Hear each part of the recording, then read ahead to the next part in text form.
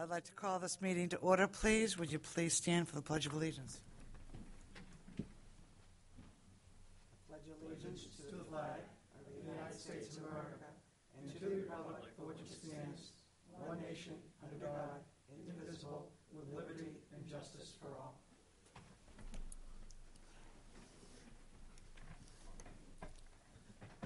Good evening.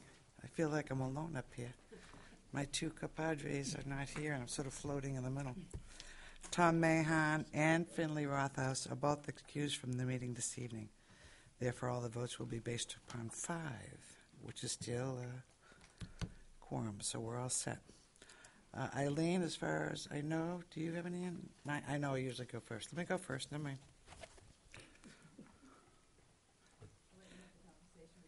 Yeah, I talk to myself a lot. I answer myself too, unfortunately.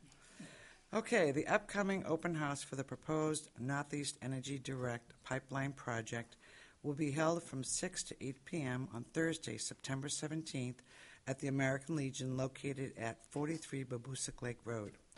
The 9th Annual Merrimack Fall Festival and Business Expo event will be held at the Merrimack High School on Saturday, September 19th from 10 to 3 p.m., rain or shine. Pray for sunshine. That's not here. Admission is free and open to everyone. Over 100 businesses, organizations, and crafters will be on hand to show citizens from all over New Hampshire what Merrimack and surrounding communities have to offer as they sell their goods and demonstrate their products. And, of course, food will be available from many Merrimack restaurants. There will be music provided by Bernie Delano of Perfect Entertainment. There will also be dance demonstrations, karate demonstrations, canine demonstrations, fire department demonstrations, and much more. So everybody come out. Thursday, September 24th at 7 p.m. here in the Matthew Thornton Room, a regular council meeting. And on Thursday, October 8th at 7 p.m. again in this room, Matthew Thornton Room, another regular council meeting. You forgot Merrimack Rocks on September 26th. Oh, please go right ahead. The last Saturday in September, right after the week after the expo this time. This time it's been split up. So Merrimack Rocks, Watson Park, loads of fun, best fireworks ever. They really are the best fireworks. Having it again. Begins and ends when? Come on down around 5, ends when the cops tell us to go home. That's how it worked out last year, I believe. Thank you. Thank you for remembering that, Dan. We apologize for not putting that. Yeah, Dan was escorted out like lupus. The fireworks aren't over. The fireworks aren't over. Eileen, do you have any announcements? You have no announcements. Okay. Kinder Morgan. Okay. A couple of things. Before I get into Kinder Morgan, I just want to make a couple of additional announcements. August 25th, we did have a meeting here, which was a public forum, and it was related to the Alternate Treatment Center. It was a public meeting just to make sure that the public knew what was going on, what was proposed. There is nothing additional we will be doing, because right now we're waiting for them to submit their site plan to the planning board, but I wanted the public to know that that occurred. It was out of the ordinary for the schedule. The other thing I want you to know about tonight's schedule, we do have 2 items that are going to be delayed. Under new business, number 2, Liberty Utilities proposal for the metering station. That is delayed probably till the next meeting, right, 9/24? And then new business, number 5, the 4 Executive Park Drive Realty. That has also been delayed, and the date will be determined.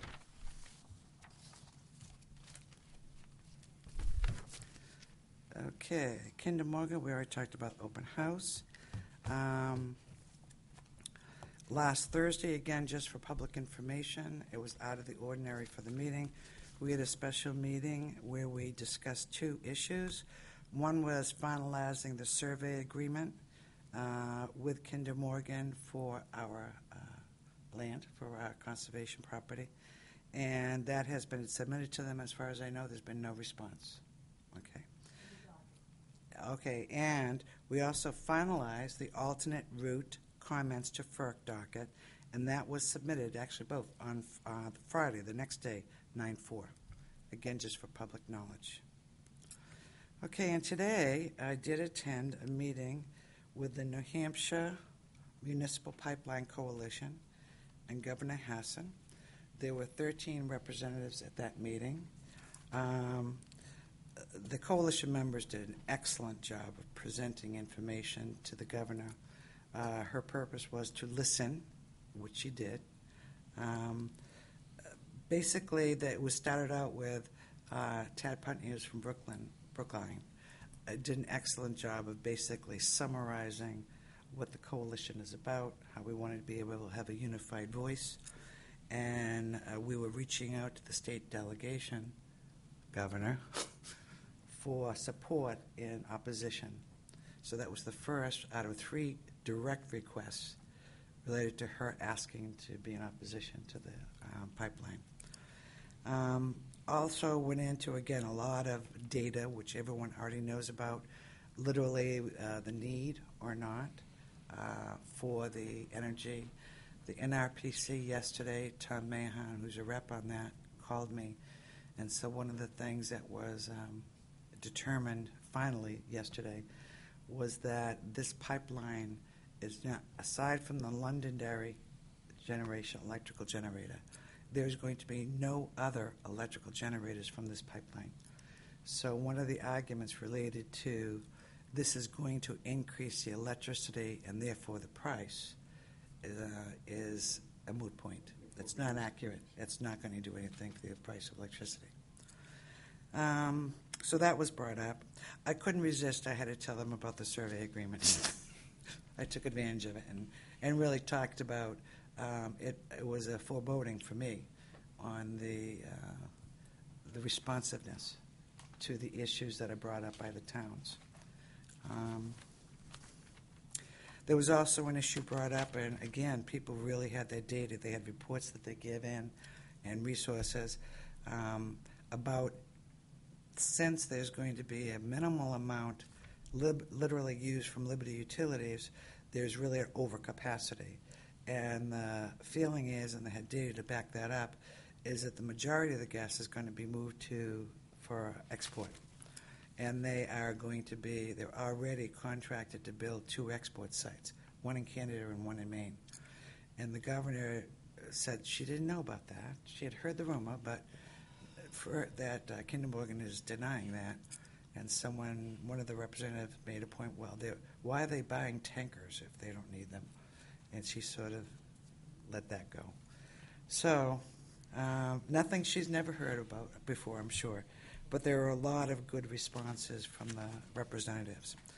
So in the end, after she listened politely, she basically said there was a committee established. It's called the Site Evaluation Committee that had been established by the legislation to look at all of the data, analyze it, and provide feedback not only to FERC, but also to her, because she needed more information and analyze it before she could make a determination. And then she talked about how really, all of the votes that have been taken, whether it be local or governor, really doesn't mean diddly squat with FERC, and we know that, but that's not the point.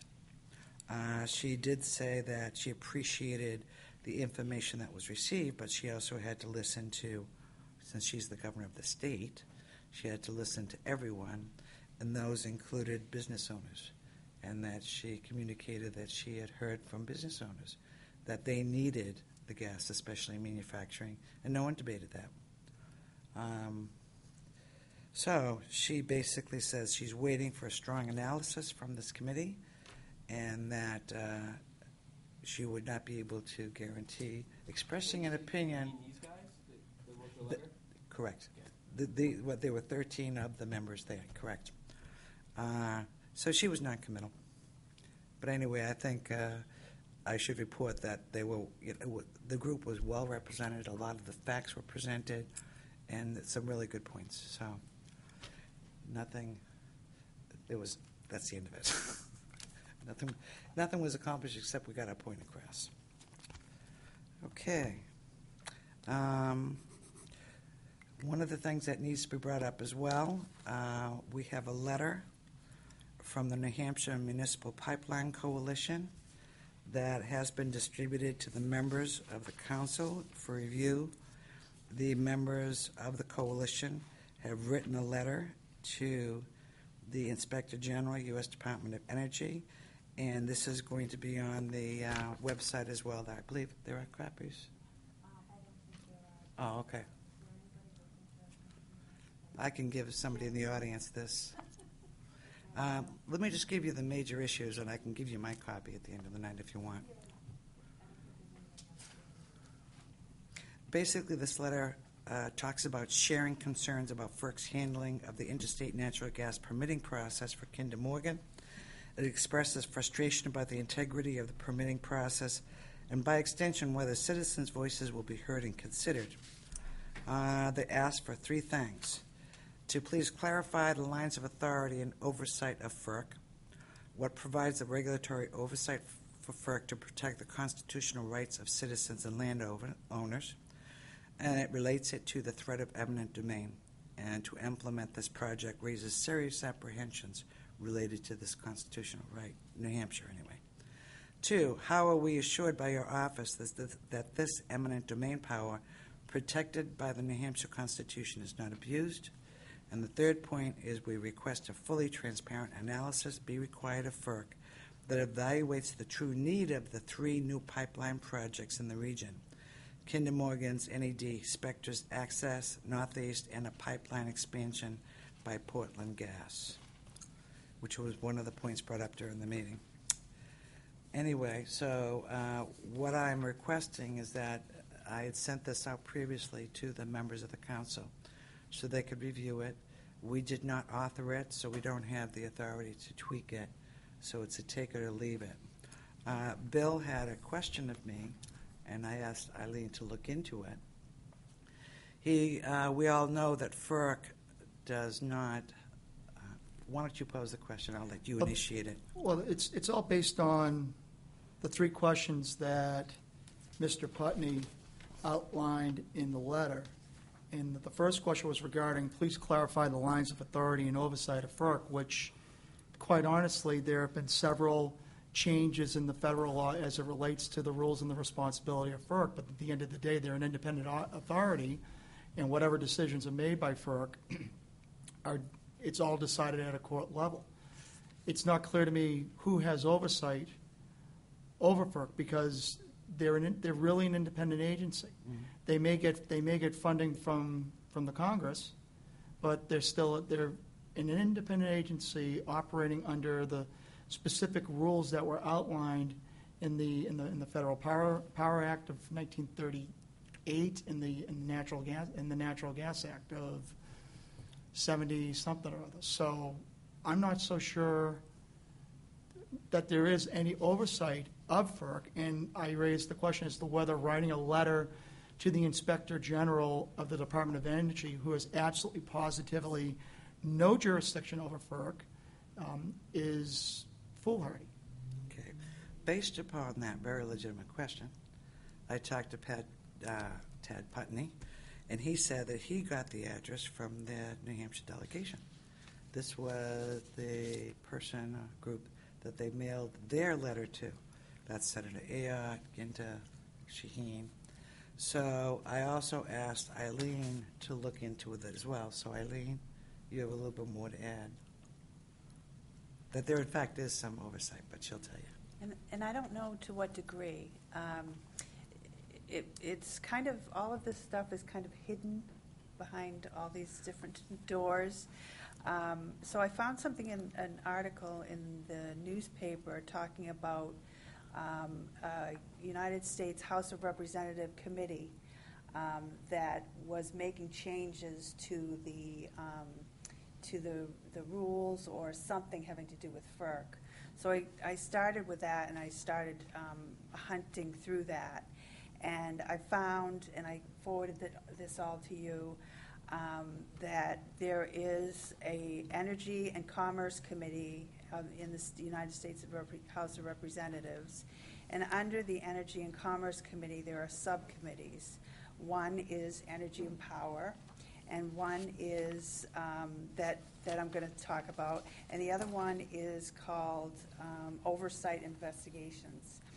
So under Energy and Power, I go to the link that says Energy and Power, and it says jurisdiction. It lists all these different, having nuclear energy, et cetera, and it specifically says the Federal Energy Regulatory Commission. So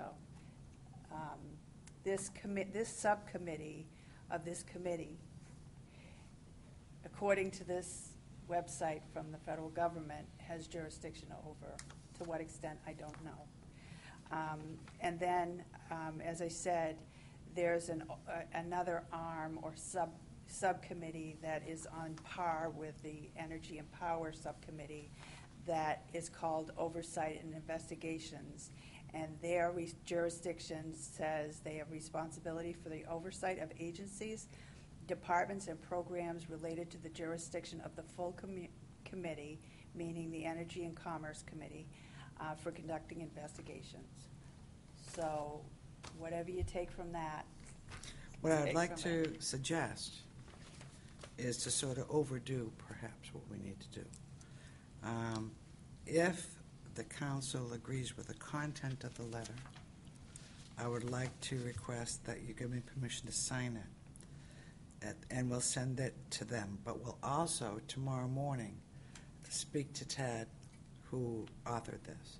And can I finish? I'm sorry, I was just going like this. And talk to them about writing, looking into that, maybe making some phone calls, have a cover letter, because again, this was the address that was provided by the delegation, the state delegation, and perhaps write a cover letter saying this letter was sent to such and such, and under investigation, it appears that your committee may be the accurate one. Please see the attached. That's all I'm wondering. So now you can respond. I don't like the language of the letter, and if it's take it or leave it, I would just rather leave it, because just alone on number 2, how are we assured by your office that this eminent domain power protected by the New Hampshire Constitution is not abused? Article 6, Section 2 of the United States Constitution specifically recognizes the United States Constitution, federal law, and all treaties as the supreme law of the land, period. Say that again. Article 6, Section 2 of the United States Constitution specifically states that the laws in the Constitution, federal law, and all treaties are the supreme law of the land. So why would we write a letter to a federal agency inquiring about how our eminent domain power is not going to be abused on a Constitution that at a federal level is not going to be recognized when the United States Constitution is the supreme law? That's, But to the me... way I'm reading it is it's not saying they don't have the right to do it. I'm reading it as, please look at other existing rights of way that would be completed at a much lower cost. So look at other options is the way I'm interpreting it. But, yes, Dan. I would end the conversation with your first sentence. It's about nothing. It's addressed to, we've all said that from the beginning, our best friend's FERC. Writing any letters to anybody else other than FERC is a waste of time. But to answer your question, I agree with the context, and you want to fix the address, then fine. But I'm not going to bed at night thinking, wow, look at this letter we sent. That's going to make, It's just the way it goes. We're making our attempt at. The contents of the letter is fine, but sending it to the Honorable Inspector General is useless, Would you? in my opinion. So maybe I should do 2 separate votes. One related to this letter itself, and then a second vote having to do with a suggestion for a cover letter, if one can be devised. Does that sound reasonable? Yes. Oh, I'm sorry, Oh, Tom. go ahead, Jody. I hear you. I understand what you're both saying. In this whole process, if we had waited until we knew exactly who to write to and who's under the jurisdiction of who, we would have taken no action at all.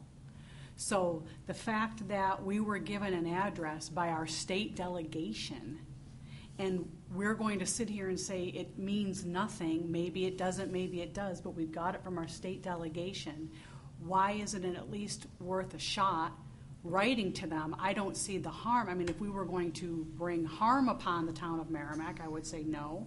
But I think and maybe they're rhetorical questions, Bill. Maybe it's like, so who's going to, make sure that our constitutional rights of eminent domain in the state of New Hampshire aren't going to be abused? Who's overseeing FERC? Who's responsible for their oversight? I think that's a fantastic question. Maybe this gentleman doesn't have the answer, but why not ask it? So I understand what you guys are saying, but I personally I wouldn't let those issues prevent me from supporting the coalition and sending this letter. And the information, Eileen, I don't know how you do it. I don't know how you continually dig up stuff and have the energy for this. When I saw that today, I wrote to Eileen, so does this mean we can have FERC investigated? Let's do it. So, I mean, it's just how helpless we are and we have been is just... I don't want to give up and say we're helpless and we can do nothing. So we continually dig. The fact that we have to do it is ridiculous. But if we can find the information, Eileen's done some digging, and write a supplemental letter with a cover letter, Nancy, I'm all for that. So that's my 2 cents and my personal take on it. Tom? Thanks. I certainly agree with what Jody's saying, and I feel like we can do anything or nothing, and probably both give us the same net effect. So why don't we do something? Because at least at the end of the day, we can say we tried our best. I don't have, false impressions that we're going to have a big impact by any particular letter or any particular testimony or any particular anything, given the barriers and the insulation that FERC has from the public. Because they care more about businesses and endangered species than they care about people. And it's written into their description of their own rules and their regulations. And that's understandable from one perspective, in that they would never get anything done if they had to try and weave a pipeline through that didn't touch anybody's property or something like that. There has to be a situation where you can get energy where it's really needed, and you really have to have it. You have to be able to put it through. But I don't think they've shown that they need it. I don't think we've shown or heard that it really has to happen. And if they just railroad this thing through for the excuse that, well, we'll let the market decide which of these 3 pipeline alternatives is viable, and then you go build all 3, and all 3 go collapse or something stupid like that. I mean, you've harmed a lot of people. You've spent a huge amount of money, and you've accomplished nothing. You won't lower energy rates if it costs you so much money to bring it. So I think we have to keep the good fight up, as Jody said, to put out anything and everything we can. I don't see anything at all wrong with this. If it's to the wrong person, fine. They'll just trash it. We haven't lost anything. I think your other comment, Jody, that there's no harm to Merrimack by signing this letter is very valid, and I would go for it 100%. Okay, we ready for a vote? You're not ready for a vote? No, I'm ready for a vote. Oh, You want a motion to? yes, please. I move that we authorize you, Nancy, to sign on behalf of, or Eileen, I don't know whose name is on there. Mine's on. Nancy to sign on behalf of the town council and the town of Merrimack, the letter that the coalition has put together. I second. Okay, so Tom Koenig, the motion, seconded by Jody Valencourt. Any further discussion?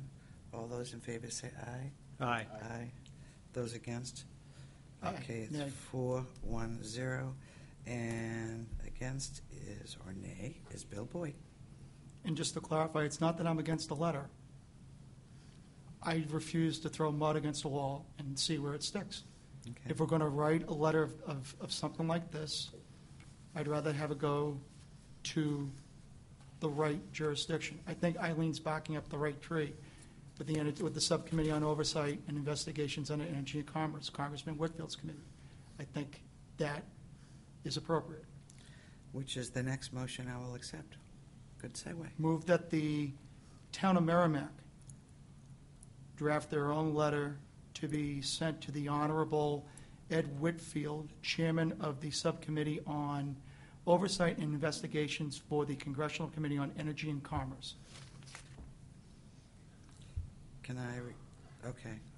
So you have a motion. Any seconds? I'll second. Jody Valencourt. Okay. I'd like to initiate the discussion if that's okay. Why are we doing it our own rather than trying to get with the coalition and do it as a coalition. I don't like what they wrote. I mean, I would rather, if we're going to take an approach like this,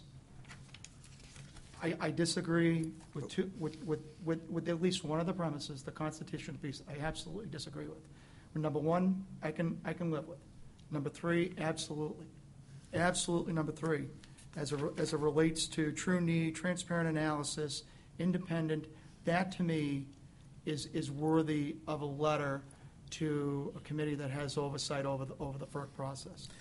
I have problems with the constitutional piece. Okay, but what I'm confused about is, you're saying not to utilize this at all, to do our own letter. I would say if we're going to utilize this, I would keep everything but take out number 2. We can't modify something that's already been signed. No, that's a different letter. This is a different letter. We're sending it to a committee. I'm not talking about But the we were letter. going to- Plagiarize somebody else's letter, no offense, but. But you're suggesting a new letter with the same content minus number 2. Correct. But you're right, that I have But a problem. that's why I want to do our own letter, because I was going to use the plagiarism one. I was getting there, sorry. Yes, Dan. Can I please talk to you to try and change your mind? I don't know where this is going. I think we went off the rails. Just prior to this, we were debating why it was useless, to your point, sending it to a useless agency regarding this problem. Correct. Now you're presenting another idea for another letter to, I would presume, another useless person that can't help us. I disagree with that. I think it's Because the right, you're- I think it's the All right right, let me- agency. I'm almost done. I'm going to last I chance. apologize. So you want to know, because I'm the political science geek, political science major, all that kind of stuff. So government isn't that complicated for me, because I already know when you guys say you don't know who's in charge of FERC, I do. FERC's in charge of FERC. We have these things right in front of our own state. The Department of Insurance Agency has no bosses in New Hampshire. They're their own boss. FERC operates the same way. So writing any letter to complain about what FERC's not doing or doing, it's useless. This process, this political science bureaucracy at the Washington level works a certain way, and it's not complicated. So this next letter you're trying to do is a waste of time, and it's a waste of more money on a lawyer, and this was their letter, take it or leave it. That was what we worked on. So to write, I can't support your motion about writing another letter to another useless agency that can't do anything in this process. So if So I you're can't aga- convince You you, then just supported the motion previously that meets the same premise of what you're arguing because I right said now. I supported the contents of the letter, and like I'm with Jody and Tom on that one. That one's a no-brainer. It doesn't do us any harm. Your proposal harms in the wasting of money and time and effort for something that you criticized accurately on the first go-around. And now you're trying to wordsmith somebody else's letter and send it to another agency to complain. I'm saying there can be a better letter written, is what By I'm who? saying. Us. So you want to make another motion to spend more legal fees in I'm this not endeavor? asking for legal fees. Well, how do you think it gets paid? Who do you think can write a letter? You can write a letter. I can write a letter. But I'm not. Okay, I think our discussion Okay, is- I we're going- tried, thank you. We're Thank going you. in circles. Yes, Jody? I just wanted to say, I seconded it for discussion because I think every motion should be. always have a discussion, and I've been on boards where motions didn't get a second for discussion, and I hate that. So I just wanted to clarify that. I am not in support of the motion because regardless of the use, I'm not even going to get into the argument that Dan and Bill are arguing about. I don't support Merrimack doing something on its own when this has been initiated in good faith by the coalition, and I want to maintain as much as possible support and uniformity with the coalition as possible. Yes, John? And I guess I am not on board yet with your concern about the constitutionality and everything. If Dan is correct and FERC was responsible for FERC, then FERC is not a federal agency under the Constitution, in my opinion. The Congress makes the laws, the president enforces the laws, and the courts make judgments. FERC is not listed in any one of those three branches of the government of the United FERC is States. listed with federal terms. Well, I don't care what it's listed with. Honestly, I really don't believe if they are their own bosses that they automatically have all of the authority of the Constitution behind them, because I believe we have a three-branch legislation, executive, and judicial program that is there intentionally to uphold the Constitution of the United States, and I don't think FERC is a member of any of those branches. And so I don't think it is wrong for us to ask how are the state's constitutional rights going to be upheld when an organization of that sort is running out. there. Which is why my motion is to write the committee, which has the federal oversight over FERC, or what I believe to have oversight. It's legislative and regulatory oversight over FERC. Call the question. Well, I do too, and that's You're why I think we valid. should leave number 2 in and take the question as it is, as Jody suggested. Okay, so Dan is calling the question. The motion is to write a separate letter representing the town only related to all of the issues except for number 2. Is that correct? Correct. Okay. All those in favor say aye. Aye. All those against say nay. Nay. Okay, so it's 1, 4, 0. I love being on the island. Sorry. Survivor style. I love it. That's the way the cookie crumbles. Been there many Bill times, Boyd. Bill, I know how it feels. I've been there, well, Bill Boyd was the I've been there, positive. I've been there a lot. And the 4 others were against. Okay, are there any other motions? So you don't feel a need Madam to... Chairman, I would move to go with the cover letter to this committee as you originally suggested to go along with this letter as an addendum referral of something and working with the coalition and As long as the coalition. as long as the coalition concurs. is in agreement with it Yeah. as well. Okay, And I second that. okay. Motion made by Tom Koenig, second by Jody Valencourt. Do I dare ask for discussion? Sure. Move the question. Because I'm going to bat 3 for 3, so let's be done with it. All those in favor say aye. Aye. Those against? Nay. Okay. 410, Bill Boyd in opposition. Whew.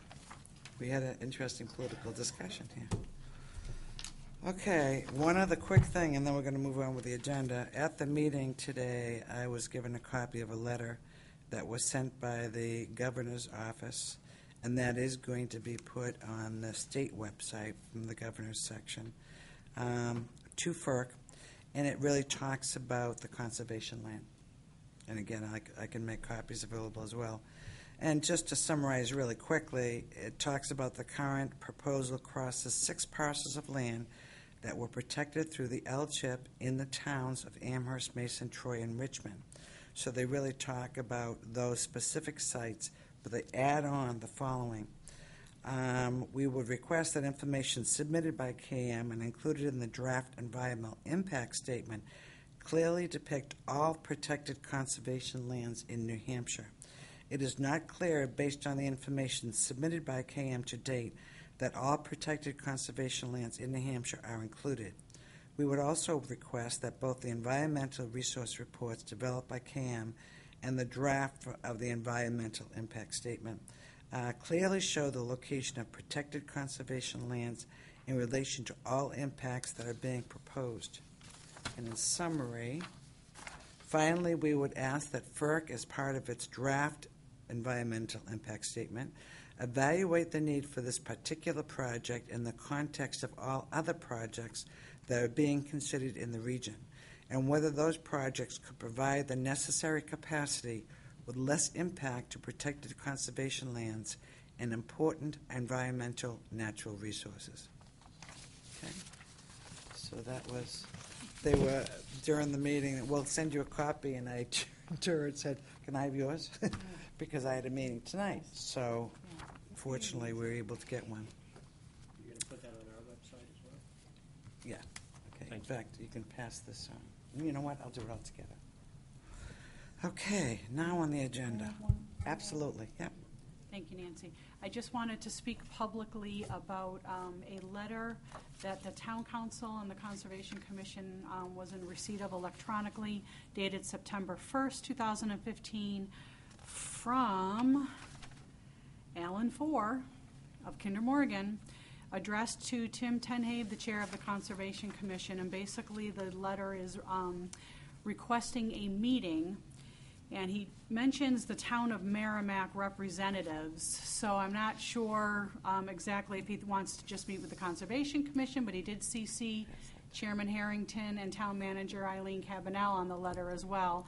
But the subject that he wants to discuss in a meeting is a compensatory mitigation plan. And I just wanted to let everyone know, we just got this letter. This is the first time any of us have been able to meet publicly and discuss it.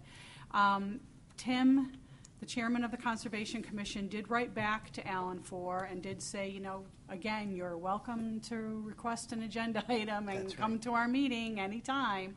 But so that everyone's aware, the lengthy document that the Conservation Commission, mostly Tim, put together for our scoping meeting comments, he did speak specifically to mitigation efforts and should this pipeline go through, we have very specific requests about what we want FERC to force on Kinder Morgan as far as mitigation requirements. So that was something that the Conservation Commission did bring up.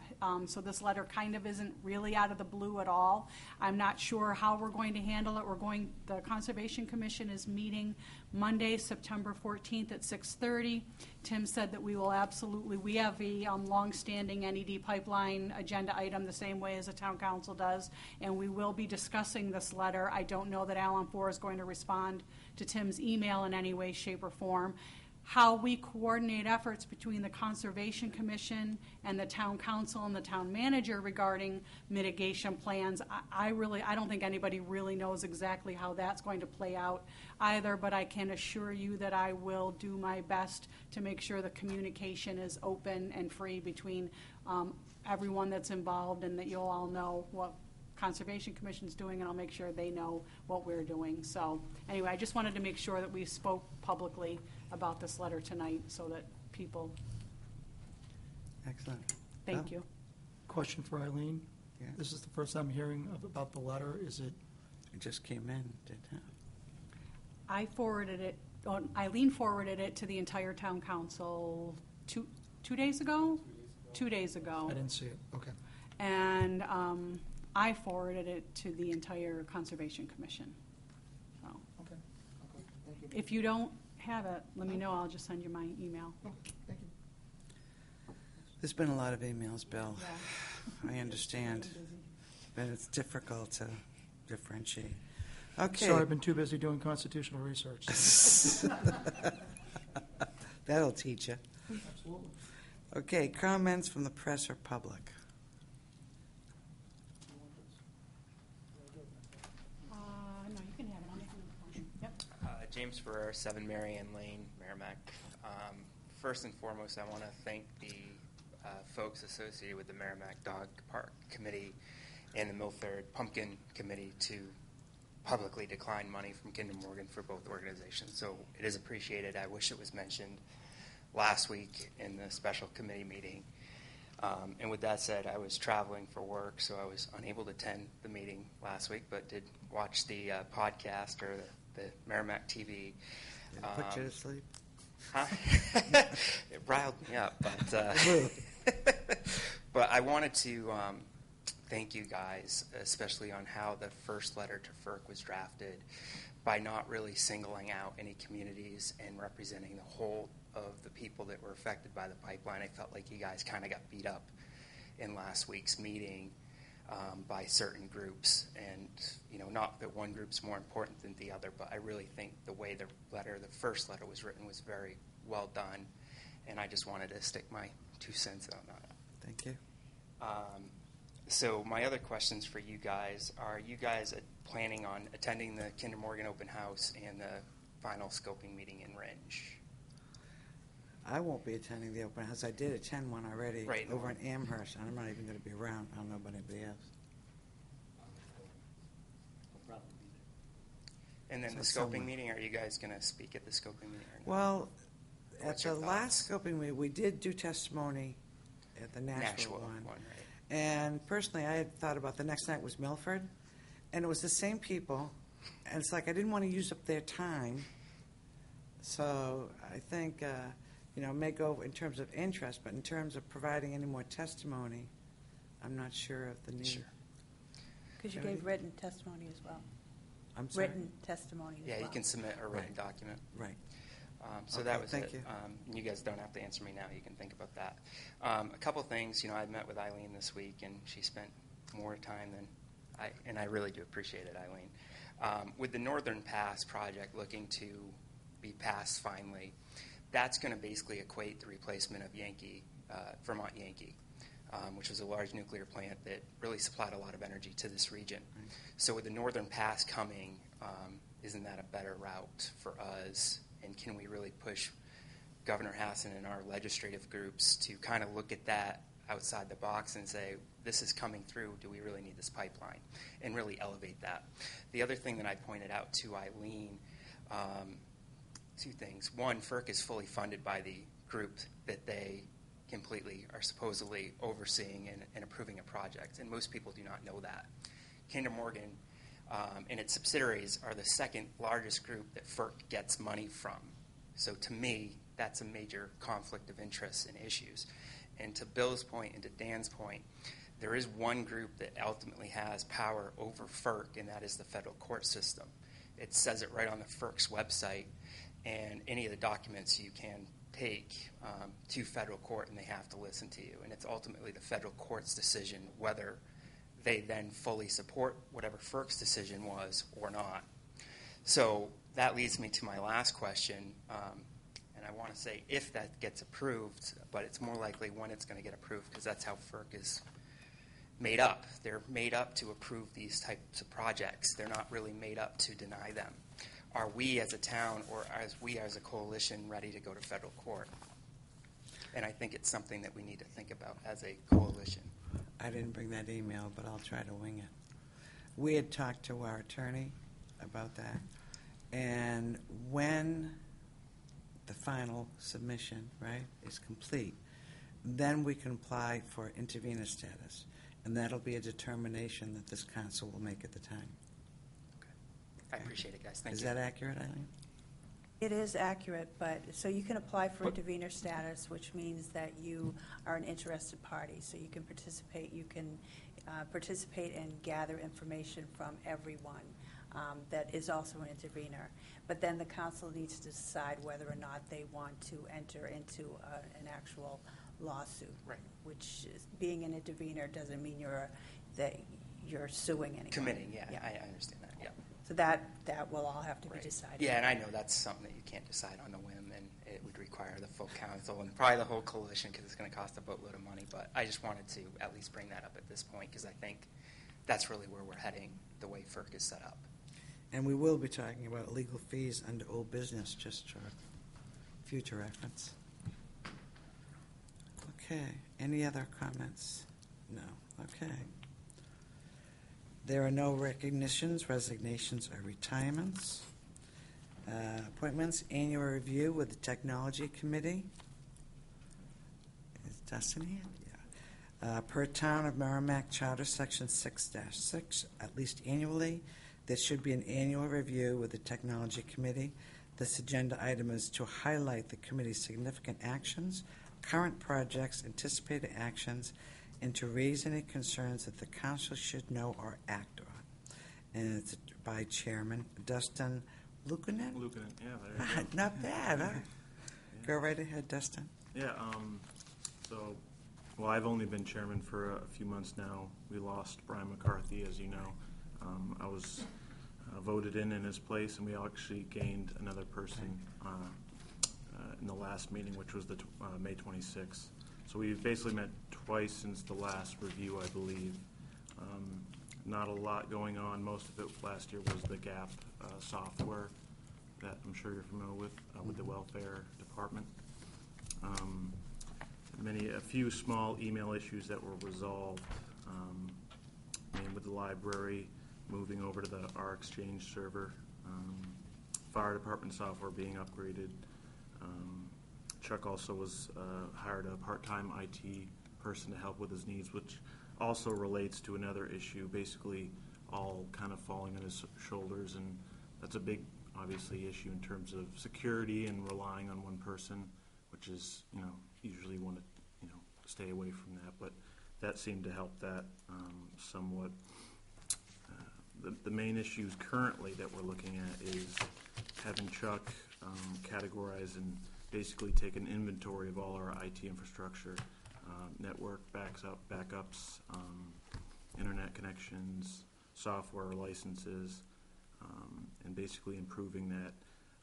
Usually, especially nowadays, there's a lot more options in terms of cloud hosting that we can look at that One would reduce cost and improve security because, for example, having all of the software backups in one building obviously poses a threat in terms of losing that in a fire or a major incident. So, basically having a redundancy. One idea was using the police station and the fiber optic connection to have another place to keep those. Another issue that we're looking at is basically reducing a lot of the software costs. I believe it's upwards of like $100,000 a year for all the licenses, Microsoft Office, SQL, and there's a lot of open source and free options nowadays that we can use without even sacrificing security or vulnerability. So that's actually on the docket now. Probably set up a meeting soon to further discuss options in that regard. So other than that, there's not much left. Obviously, we're a resource for the town council and the IT manager. But other than that, we have no pending requests from them. So do you have any questions? Actually, it sounds like you're pretty busy. Not that I'm not Yeah, I guess techno savvy, but we all perked at the $100,000. Yeah, I it's did. it's pretty high, especially with for example, Google Docs. I don't know if you've heard of that. But Right.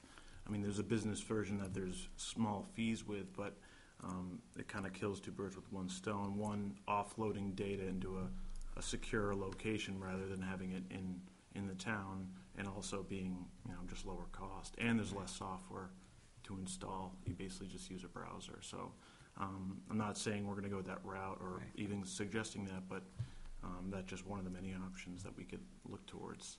Nice. Okay, Bill, then Jeff. It's kind of a curiosity question. Who uses SQL in the town of Merrimack?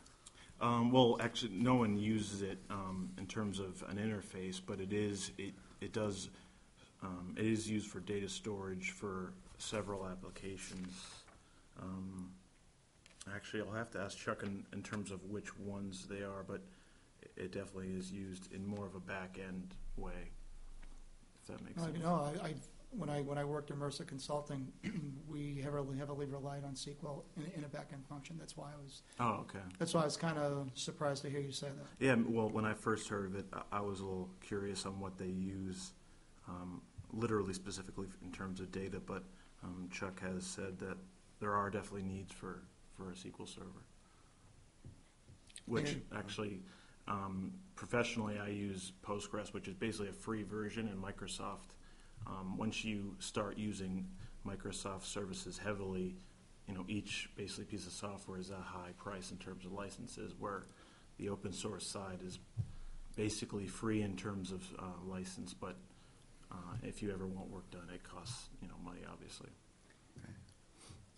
I guess the follow-up question is, if the town were to explore using an open source, what level of risk would the town be assuming? Obviously, open source does increase the level of risk in terms of vulnerability somewhat, but it is commonly used by government agencies, large corporations. I don't think it would increase it much more than it currently is.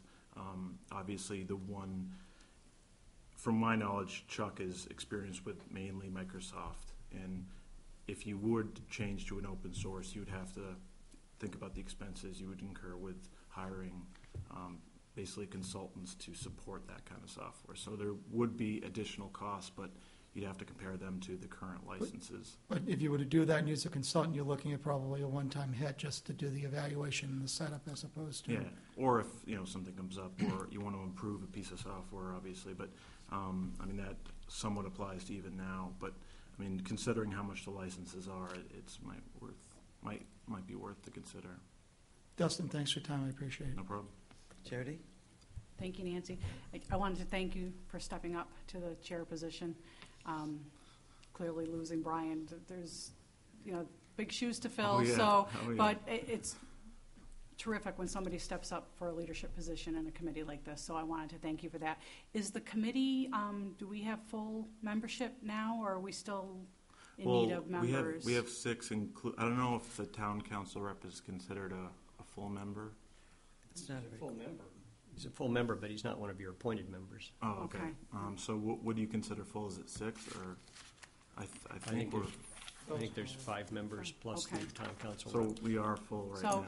because you had indicated that the committee had only met twice since the last time, last year when you met, so I'm assuming Right. now if we've got the committee up and running with, it sounds like we've got people to work. Yeah. Do you have a set schedule for meeting this coming year, or has that not been determined yet? I mean, when Brian was in, we never really had a schedule. It was more It's pretty quiet. basically requests from the town council or any technology questions Okay, anyone would have. But so I personally haven't set a schedule yet, but I was planning on wrapping up with the current issues. But usually, from what Brian told me, that we'd meet based off a demand from an outside source rather than meet on a regular basis. However, we do have issues that we do need to address and now. Eileen, I'm assuming Chuck drives most of this? Yes and no. Okay. There's, various communications equipment and all those kinds of things, and different kinds of software that we've changed between the fire department and the police department that we heavily rely on the committee to evaluate, their effectiveness and how they connect with each other. So I it mean, comes from. you don't want to meet just to make stuff up. No, But they at the don't. same time, I would think only meeting twice a year may not be a really effective use of the committee also. So anyway, I was just curious. This is my first year on the town council too, so I'm learning a lot of this stuff as I go along. So I was just curious. Hopefully we'll keep you guys Busy. getting together a little bit more regularly. Yeah. Because I just think once you build up momentum and get some steam going, that good things happen. So thanks very much. Yeah. One more thought. I mean, in terms of, the biggest issue was the switching with open source because it kind of covers a lot of bases.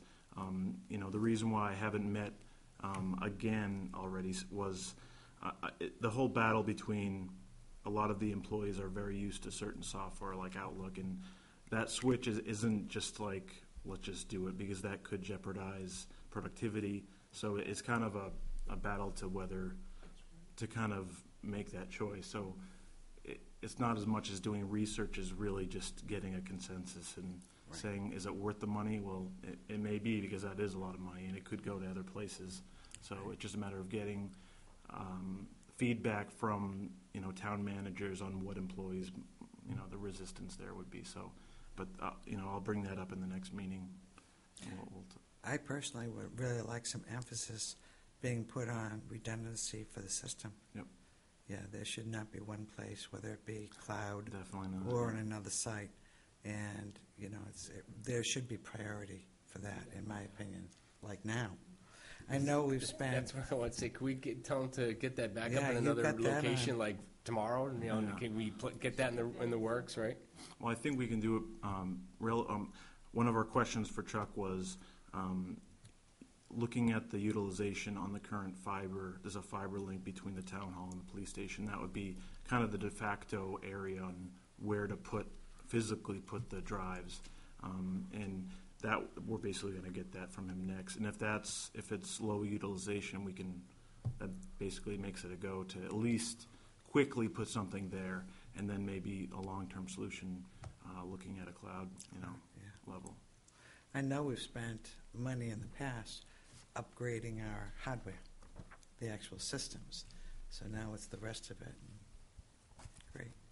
So you've got to, one thing, get that redundancy. Yes, Eileen? Since I've been here and the committees, I've interacted with the committee and with Chuck, we have had great respect for this committee, particularly with myself, which I hate to say I'm no technology genius. So I have always appreciated the committee to take a second look at whatever it is that we're looking at doing, because as you know, it's very expensive, anything that you do and any changes that you have, and some of the departments can connect as the police and fire did fairly recently with their software. So anyway, we do come, maybe we haven't yet with you on the committee, but we will, and we do respect your committee and appreciate you. Thank you. Yeah. I'll try to fill the shoes that Brian had because he was definitely a good resource. So. I'm sure I said to you, please feel free to call me anytime, right? Oh yeah, he gave me the cell. Any other? Yes, John? Hi, yeah, so I was at one of the two meetings that he referred to, being the new technology committee rep from the board. And we did go over a lot of the information in the background with Chuck. Chuck's an amazing support, highly supportive of the committee. He's not driving the committee. It's not his responsibility to do that, but it is his responsibility to support it and provide answers, and took us on a tour of his server farm and all that kind of stuff so that we could see what kind of stuff he was working on. And I have to admit, most of the folks on the committee have a lot more knowledge than I do about technology, hardware, and infrastructure. But there's a couple of issues that they do have to fight with, and you pointed them out, Dustin, and that's if you switch to open source, you have to buy or provide your own maintenance and support. If you go with a classic Microsoft or something like that, they kind of come with a maintenance and support, or it's an easily purchased capability. So there's a big trade-off. We might be paying $100,000 for licenses and support, but we might end up paying $50,000 to $80,000 for maintenance and support if we go some other way. So that, coupled with the discombobulation of people when you change them from one software to another, is a big balancing act to try and figure out. So that's a significant challenge to go forward with, but it's something that, because it is a fairly significant amount of money, it's always worth looking at and re-looking at. Just because we didn't do it last year doesn't mean we shouldn't do it this year. Right. And so I think the committee's always going to have that as an ongoing challenge, to continue to look at ways to become more efficient, more effective with the technology dollars we have. Yeah, I mean, I think the clearer the picture I can get on terms of how information flows with all the entities of the town, the better we can kind of come up with solutions in terms of, addressing all these issues. And some of them can, overlap quite a bit. So, I think, as we talk to Chuck and get more, and now that he has help, he can literally do more. So I think, in the future, especially near future, we can at least make some big leaps in terms of helping the town out. And one other thing I wanted to stress, the redundancy issue is a matter of timing. We have a redundancy or an off-site storage capability, but there may be a half a day or a day's delay between the time it gets written to tape until you can get those tapes out. So it's not like everything is stored in the one space and completely at risk. Okay. But the question of being able to do a fiber link to some other building in town would give us a somewhat instantaneous redundancy backup. Yep. Okay. So don't get too nervous. Thank you for clarifying that. There's a lot of capability that's taken care of, and Chuck's very well aware of the issues and the risks, and we're always just trying to make it better. Yep. Excellent. Great. Well, thank you very much. Any other questions, comments? Yes, Dan? Quick comment on Chuck. This town is doomed when he leaves because he is such an integral, important part of behind the scenes and our whole technology of everything being run. That guy's amazing in what he does. So hands out to Chuck there. Yeah, definitely. Excellent. Okay, I think we're all set. Thank you very much. Thank you. And thank you for your time being chairman. Okay, public hearing, acceptance of donated funds for the Merrimack Dog Park. The town council will hold a public hearing to consider the acceptance and expenditure of up to $30,000 of donated monies for the Merrimack Dog Park pursuant to RSA 31:95-B and Charter Article 8-15. Eileen.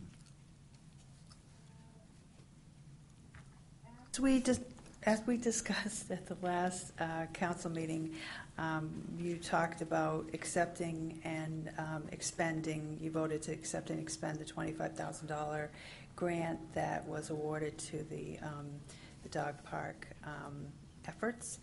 And tonight we realized that as the money came in pieces and parts, we had not accepted the whole amount of money that we actually have in our hands. So we wanted, the amount is something like $26,000, I believe, that we have received, and we wanted to make sure that we were able to get all the remains as they keep having different events and things like that bring in money. So we wanted to round that number up to $30,000. So the motion would be, after the public hearing, would be to accept and expend. Excellent. Any questions from the council? Okay, I'd like to open the public hearing at 8:03. Any comment from the public? Seeing none, I'll close at 8:04. Or 8:03:15? No. Yeah, exactly. Madam Chair, I would move that the town council cheerfully accept the acceptance and expenditure of up to $30,000 of donated monies for the Merrimack Dog Park pursuant to RSA 31:95-B and Charter Article 8-15, and furthermore, that the town manager and/or her proxy be authorized to sign any and all paperwork necessary to accept and expend said funds. I have a motion by Bill Boyd, second. Second. Who said? Dan? Second. By Dan Dwyer. Any further discussion? Seeing none, all those in favor say aye. Aye. Aye. 5-0-0. You didn't expect a debate, did you? Okay, We're very proud of you. and thank you for all your work, too.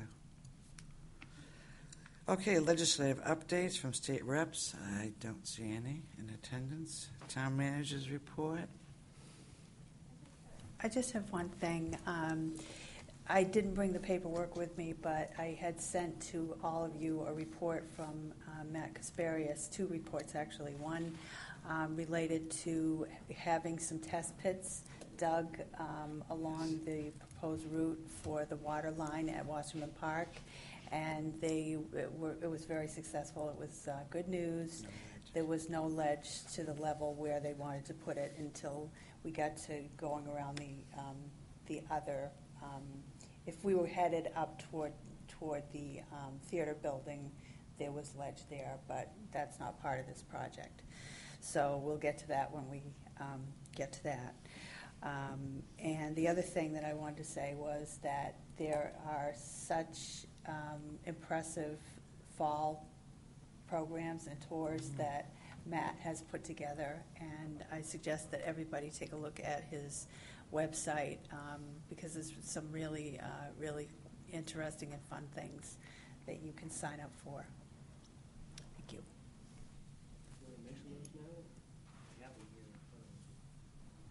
Why don't you?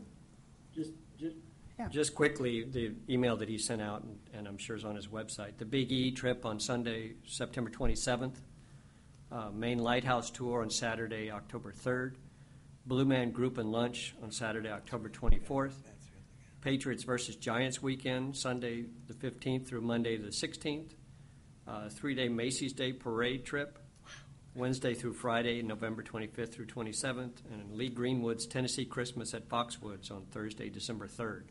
Are all planned for the next 6 months at various prices and things of that nature per person, ranging from $59 to unlisted Patriot Giants weekend. Be sure to look it up because it looks like there's some amazing stuff going on and available to us to take advantage of. Exactly. Thank you, Tom. Anything else? No, you're all set. Okay, consent agenda. Proposed zoning ordinance amendments. This is the third and final hearing. The town council to consider final approval of the proposed amendments to the zoning ordinance, sections 1, 2, and 17, pursuant to RSA 675:6 and 675:7, and Charter Article 5, Section 5-4. Move the consent agenda. Second. Oh, Tim, you didn't even have to come. Motion made by Bill Boyd, second by Tom Koenig. Any discussion about that? Can I make a comment? Absolutely. Thank you. The state legislature really didn't give any New Hampshire community any say about having an alternative treatment center being placed. But I do want to point out that once we knew that they were coming to Merrimack, that Tim, Eileen, Tom Mahon, who's not here tonight, and Police Chief Mark Doyle stepped up, and I know we had exchanged some emails talking about proposed language between looking at the Laconia ordinance and the Dover and the Concord ordinance. And I really want to thank them for creating an ordinance that works for this community, that I think reflects the business need of what's coming to town, but also reaffirms Merrimack's commitment to maintaining and preserving our quality of life, which caused a lot of concern for a lot of people in town. So I just want to say thank you publicly to Eileen, Tom, Tim, rest of community development, Police Chief Mark Doyle for the work in drafting this ordinance for us. It's a good job and a great day for us. Excellent. Jody? Thank you, Nancy. I echo what Bill said. I think the town government has been very responsive and on top of things, and I think considering, people think that we have a choice and we can say no, and not, but I think considering the option that's been presented to us, that there's been a really good job done on the ordinance. I also attended the informational session. Several of us were there, and even a couple of us had the courage to get up and ask some questions. I was actually surprised. I learned quite a bit that evening. There was a lot of good information. I was actually kind of surprised with some of the, and again, a lot of people talk behind the bravery of their computer keyboards, but when it comes time to come out and actually ask questions and speak, no one does it. But there was a lot of concern regarding security and safety to school buildings, and I was really surprised at the lack. I don't think anybody asked any questions that night regarding that. But luckily, and I'm trying to think, Chief Doyle, maybe you remember his name, the retired state trooper. Who's in charge? Yes, Bagan. John Bagan, who I actually had the pleasure of meeting at a totally separate function that has to do with where I work, and we got to chat about this prior to that informational meeting, and he's very impressive, a retired state trooper who is in charge of their security, and even though no one brought that up, he addressed those issues and spoke to it, I thought, very thoroughly and eloquently, and hopefully, I don't want to discount anyone's concerns about it. I hope he put anybody who might have been watching that meeting, because it is on Merrimack TV. It was videotaped and it is being rebroadcast. So I thought he did a good job addressing any concerns about security, which I thought would be the major concern that people would be speaking about that night. But anyway, so I just echo Bill's thanks to everyone who worked so hard on this. I think you guys did a great job. I think just to dovetail, if I could, Madam Chair, off of Absolutely. Jody's point, and it's an esoteric comment, but was more of an observation. Trooper Bagan, born in New Hampshire, raised in New Hampshire, educated in New Hampshire, and he's still here in New Hampshire. So it's not like, somebody that's coming from the outside looking to do security in our community. This is a guy who, served with honor with the New Hampshire State Police for over 25 years, and obviously is committed to our state, and I believe based on the words and that he said, and can't speak for the chief, but I like to think that there seemed to be a good vibe between you and Mr. Bagan. So I walked out of there feeling that they were very serious about making sure that not only was their facility secure, but that our community was secured, and that meant a lot at the end of the night. Gentlemen, all set? Just as a side note, we'll talk in more detail, but we did write up minutes of that meeting. Mm-hmm. So just, obviously it's on the TV website as well, but there are minutes. It was not necessary, but we decided to have them written up for the public as well. And we'll be talking about that later. Okay, so we have a motion made by Bill Boyd, seconded by Tom Koenig. Any further comments or suggestions? None. All those in favor say aye. Aye. Aye. Any against? None. 5-0-0. Tim, you don't have to stay anymore. So you do. Oh, that was not nice of me, was it? Ooh.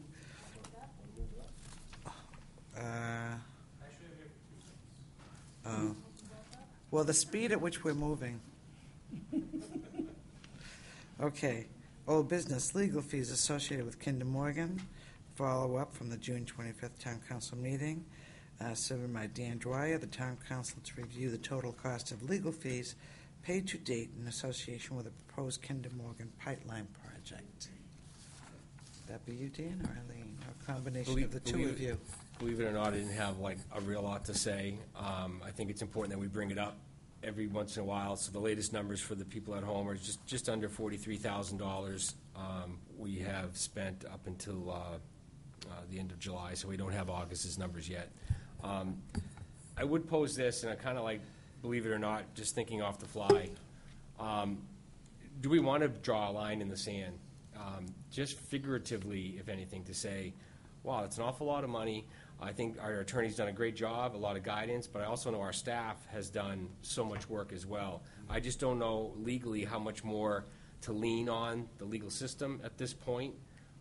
Again, I couldn't tell you which way I would vote on a motion that had that kind of language. I'm just saying, maybe it's time someone puts something out there, revisit in several weeks, or a phrase like revisit spending legal fees again regarded to Ned when the Kinder Morgan's pipeline is officially proposed, and then if we seek more legal guidance. Just something I almost would like to say that, can we say no more calling Joanna about anything unless it is an emergency, and then Eileen can call you. Again, I'm just throwing some ideas. I just see we've been ratcheting it up 40. Now you look at it again. Now it's 42,000. We know August hasn't come, and she met with us a few times, and so that's why we're here tonight. That's why it's on the agenda. I'd rather hear a little bit more from you guys, but those are just my thoughts. Eileen? In reviewing the bills, a lot of the work that she's been doing, the ongoing work that she's been doing is to, she receives all the docket, all the things that come on the docket, and she reviews, she kind of skims through them, but sometimes it's a half an hour a day, which really can add up. And I find that I often receive that information from several other sources during the day. I mean, it might be a way to save money, or to maybe ask her to look at it once a week, or I guess maybe that wouldn't take any less time, but that's primarily what her expenses are every month, is reviewing the information that's being placed on the docket. And if I could burst in on that one, it's because we have residents in town who are doing it for free. So it's the same value. Thank God for them, because they've been doing, it's like getting everyone's homework double and triple checked. So, and I have no way and no regrets of doing what we've done with Joanna. It's just, again, it's for the topic for all of us to talk about.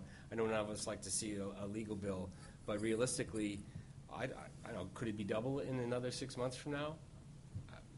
So, Yeah, we don't know. I don't know. Maybe. Any other thoughts, Bill? The question that I would ask is, and again, I just scanned the letter that Jody talked about tonight about that mitigation plan. I mean, that's going to be under the jurisdiction of the Conservation Commission, is it not? So therefore, anything in relation would come out of their budget and not ours. That would probably have to be discussed. I wouldn't be And surprised it if some of depends, that. if it's conservation, They would pay. land, the town owns land too, Yeah, I know. that could possibly be involved. I think it's gonna be both of us. And it's still, conservation money is taxpayer money. Yeah, I know. It's taxpayer money no matter which way you scratch it. I get it. I guess, We split up the bill. We currently split up the bill. Okay, that's always fine. will. I'm inclined to, I mean, I'd like to see what the actual route is, and I'd like to get to there. I want to see what they file, and then We might need her again. we might need her again. I We mean, might need her tomorrow. the survey agreement, that's a moot issue. You know, I get the daily FERC filings sent to me, and I'm scanning those. I'm scanning those, not daily as I used to, but I am scanning those. To me, the value is going to be in November or December when they actually Do the allegedly filing. do the actual filing, and that's where The I really next. think it comes down to brass tacks, and we need to The next decide round. what the next round is going to be, and if we decide we're going to go to the next round, you know, what's our number? Are we going to put a cap on that number? Is there no, I mean, there's a lot of, I think we all can agree that there's a lot of questions in that regard, but I don't see anything happening. I guess I would like to get to when they actually file. Yes, Ellen? I know that you know this, but I'm very careful Yeah. with how I use her. We know that. So I try to do a lot of stuff myself because she costs $230 an hour. So, you know, if there's just regular stuff that needs to be done or reviewed, I can do a lot of that myself. So, you know, I like to have the ability to review things with her and ask her questions periodically. Like today, we were going over the letter that is going to be proposed for to talk about the metering station, and asking Deb, that Doug Huffman is proposing, that was supposed to be on for tonight. And I wanted to make sure Deb did an incredible amount of research and asked very intelligent questions, as you can imagine. But we wanted to make sure that that all the information was accurate, complete, not redundant, and, you know, as I said, included everything. So Tom added some, and Joanna added some, and it just makes for a good, solid product. So things like that, I involve her in. I guess my feeling is that I trust your judgment. I think your point's well taken, Dan. I think we're at the point now of acknowledging that there's some fundamental assessment going on constantly in terms of the docket, things like that. And I'd like to leave some flexibility. Eileen, knowing, and I think she understands what we're talking about, maybe that doesn't have to be reviewed with her all the time. But also leave it flexible if something comes up, like the meeting station, that you also have the ability to call and ask for guidance there too. And also perhaps get a sense from her, you know, does she perceive the activity to be sort of marking time for the moment until the submission? So maybe we can get a sense of that for our own future, too. Yes, Jody? Thanks, Nancy. And I trust Eileen, too, and I know you do so much of the work yourself, and you're very frugal with the money that's spent. Again, Dan, I appreciate you bringing this up, because I think it's good for us to see this dollar amount. And again, our state delegation, who has been listening to the businesses, it's like, look how much money the municipalities are spending on this. And I personally would not want to be, or would be in support of drawing a line in the sand, because there's too many unknowns, there's too many unexpecteds. I'd hate to tie our hands and shoot ourselves in the foot when we really needed an attorney to back us up. I think what she's presented to us has been very invaluable. My question about, and I understand what you're saying about the reviewing the FERC filings, and I guess I would pose this question, maybe this could be something for us to think about in the future. You know, yes, people are reviewing FERC filings every day. Yes, people are sending links every day, but that's not the same as an attorney representing us looking at something and catching a deadline, like we had the special meeting last week. That was really, really important. And I don't know that a layman going through all of those filings would catch that. So I guess I would be curious to ask Joanna how often she feels she comes across something that's really pivotal that she caught by going through the filings, and how important that is. I don't know a good answer, because you're right, Eileen, if you were to look at hundreds and hundreds of filing at like once a week or even once a month, you would be spending as much time.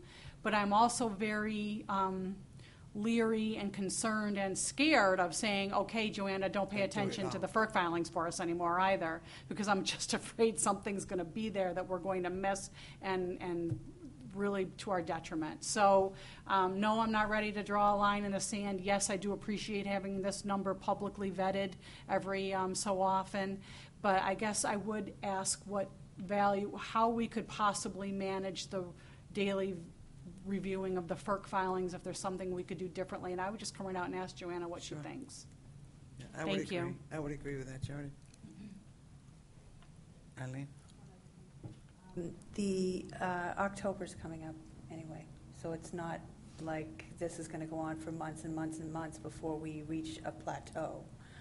And then there can be some decisions made, so about legal fees and all those kinds of things. Once the application is filed, which is supposed to be in October, it's just a very short period of time from then to there. Yeah, Yes, just throw in my 2 cents in agreement with the council that we have a lot of confidence in you, Eileen, as our town manager. You're doing a great job of managing the funds, managing the workloads and the projects. And I know that for you, this has become a tremendous additional job to your job as town manager. And I can't say how much I appreciate the work that you're doing for us. And so please understand how much the council does appreciate your work. And saying that, I think you need the access to Joanna when necessary, and I trust your judgment at deciding when that's necessary. So as much as I'd like to say, let's cut it off at 75 or something, I don't know how we could possibly say that, knowing that there are a couple of major things coming up. We spent a fair amount of money last week just getting that proposal together, that final letter, and so I'm not even sure where this number stands today. But we do need to go forward, and we do need to maintain. And so I think we're putting our trust in you to guide the ship somewhat as far as the finances are concerned. You may have said a moment ago you weren't all that great in technology, but you are great in finance, and we That's strongly true. appreciate that. Thank you. Boy, you're getting a lot of kudos tonight, aren't you?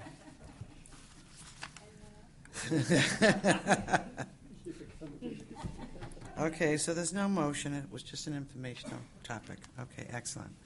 On to the next application, membership agreement with Health Trust. Town Council will consider the amendments to and the adoption of the application and membership agreement between the Town of Merrimack and Health Trust Incorporated. Eileen?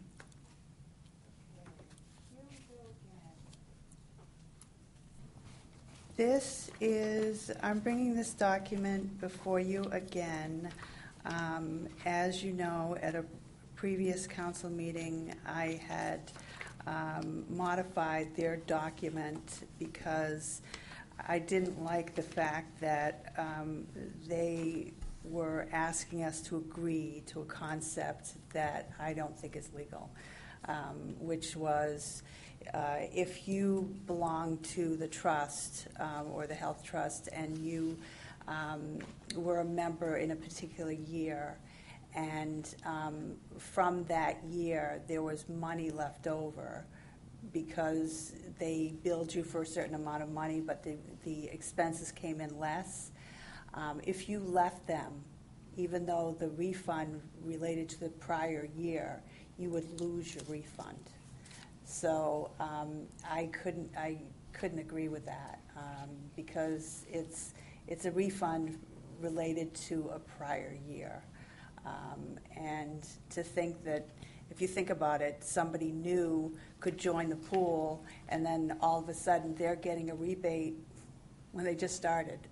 So it doesn't make sense to me. So it's going through the court, and we have concurred on new language that we're both comfortable with. At least I am, and I hope you are.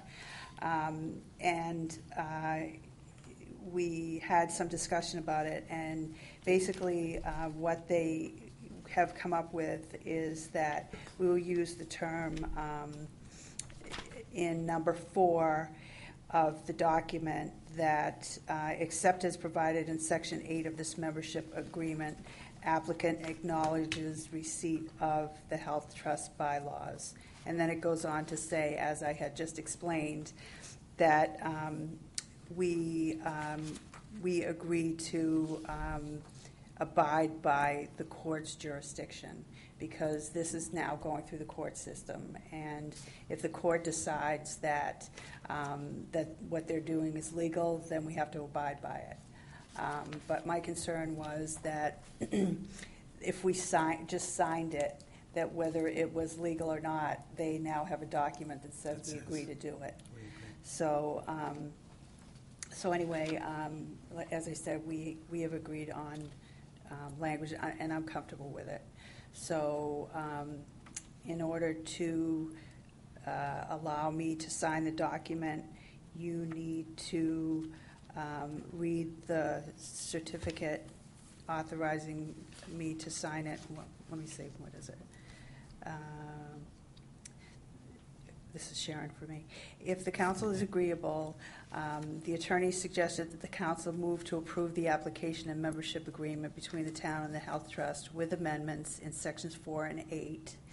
And then once it's approved, they can read the attached certificate authorizing the resolution. And what I just read is the last paragraph of Sharon's memo attached here. So if somebody wants to.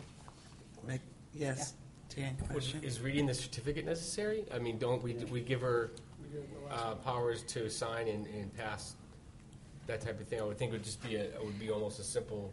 It's just a couple of paragraphs, but yes. But you she do. said it was necessary? Yeah. Yeah, I think so. Okay. It doesn't hurt. It's a resolution. Okay. It just All right. puts it in the record for clear. Okay, does someone want to make that motion? I would move to, sorry, those guys. Bill? Question for Eileen. Who's Christopher Stevenson? Christopher Stevenson is someone that works for Matt Upton's firm. So they were Drummond and Woodson. Okay, thank you. New guy. I'm sorry? New guy? Tom, were you going to? Yes, ma'am. I move that we approve, that the council approve the application and membership agreement between the town and the Health Trust with the amendments as outlined by Eileen in sections 4 and 8. Seconded.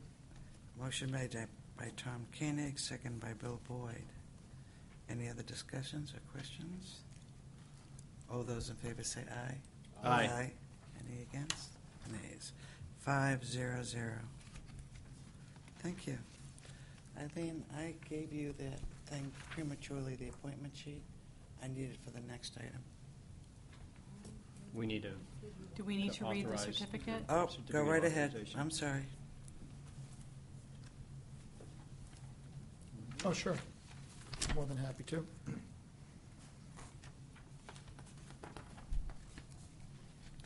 This is a certificate authorizing resolution.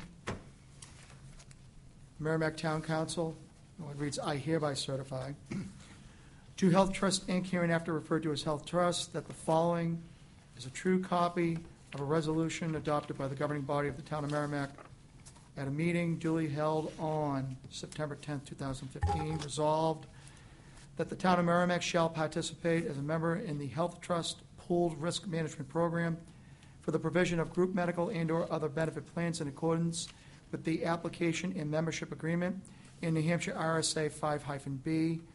Further resolved that Eileen Cavanaugh, Merrimack's town manager, is hereby authorized and directed to execute and deliver to Health Trust on behalf of the town of Merrimack the application and membership agreement in substantially the form presented to this meeting.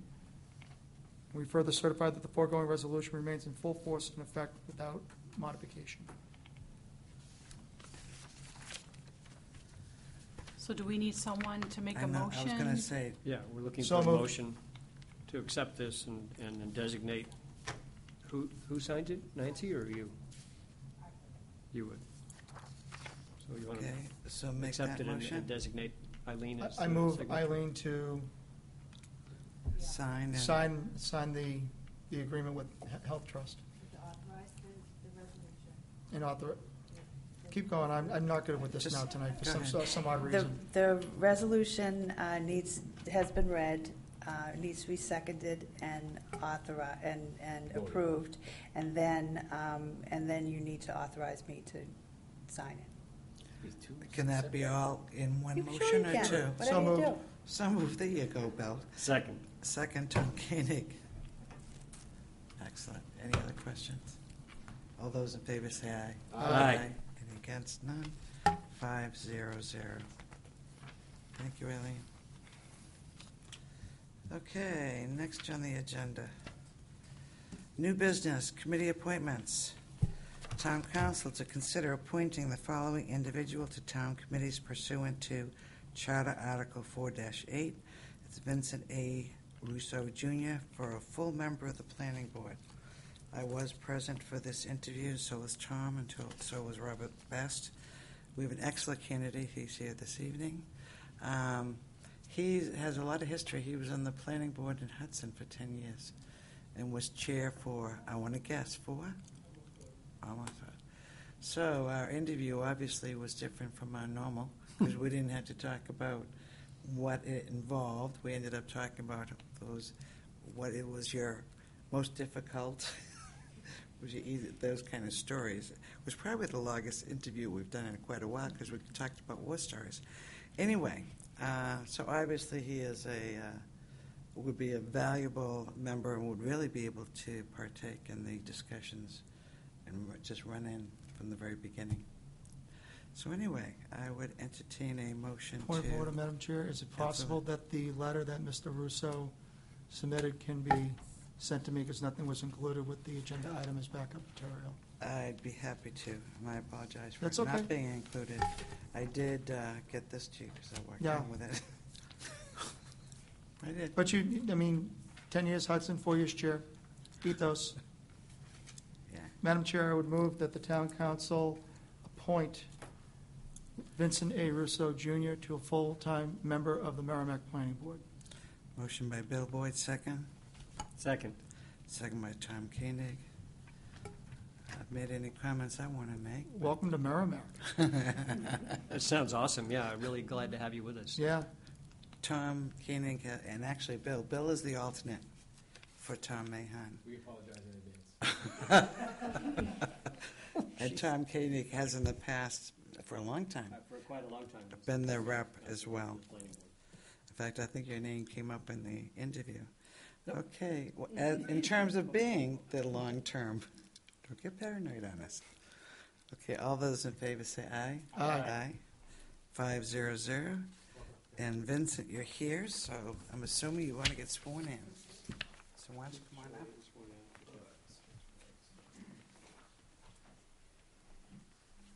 Come right up here. Hello?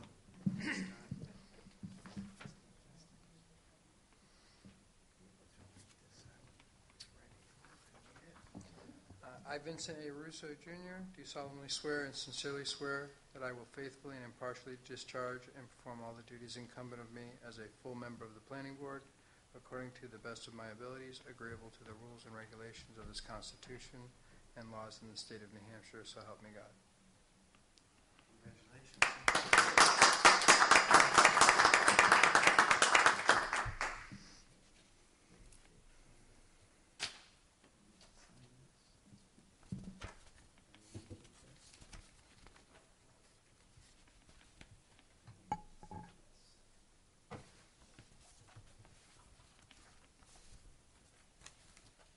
put you right to work. Looking forward to it. See you next Tuesday. See you next Tuesday. Have fun with that.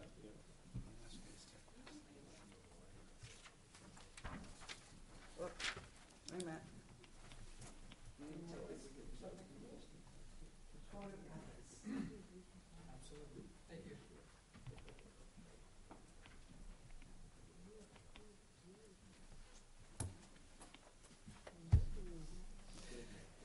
Been such an important board, it's nice to have someone who can start, jump right in. Very good.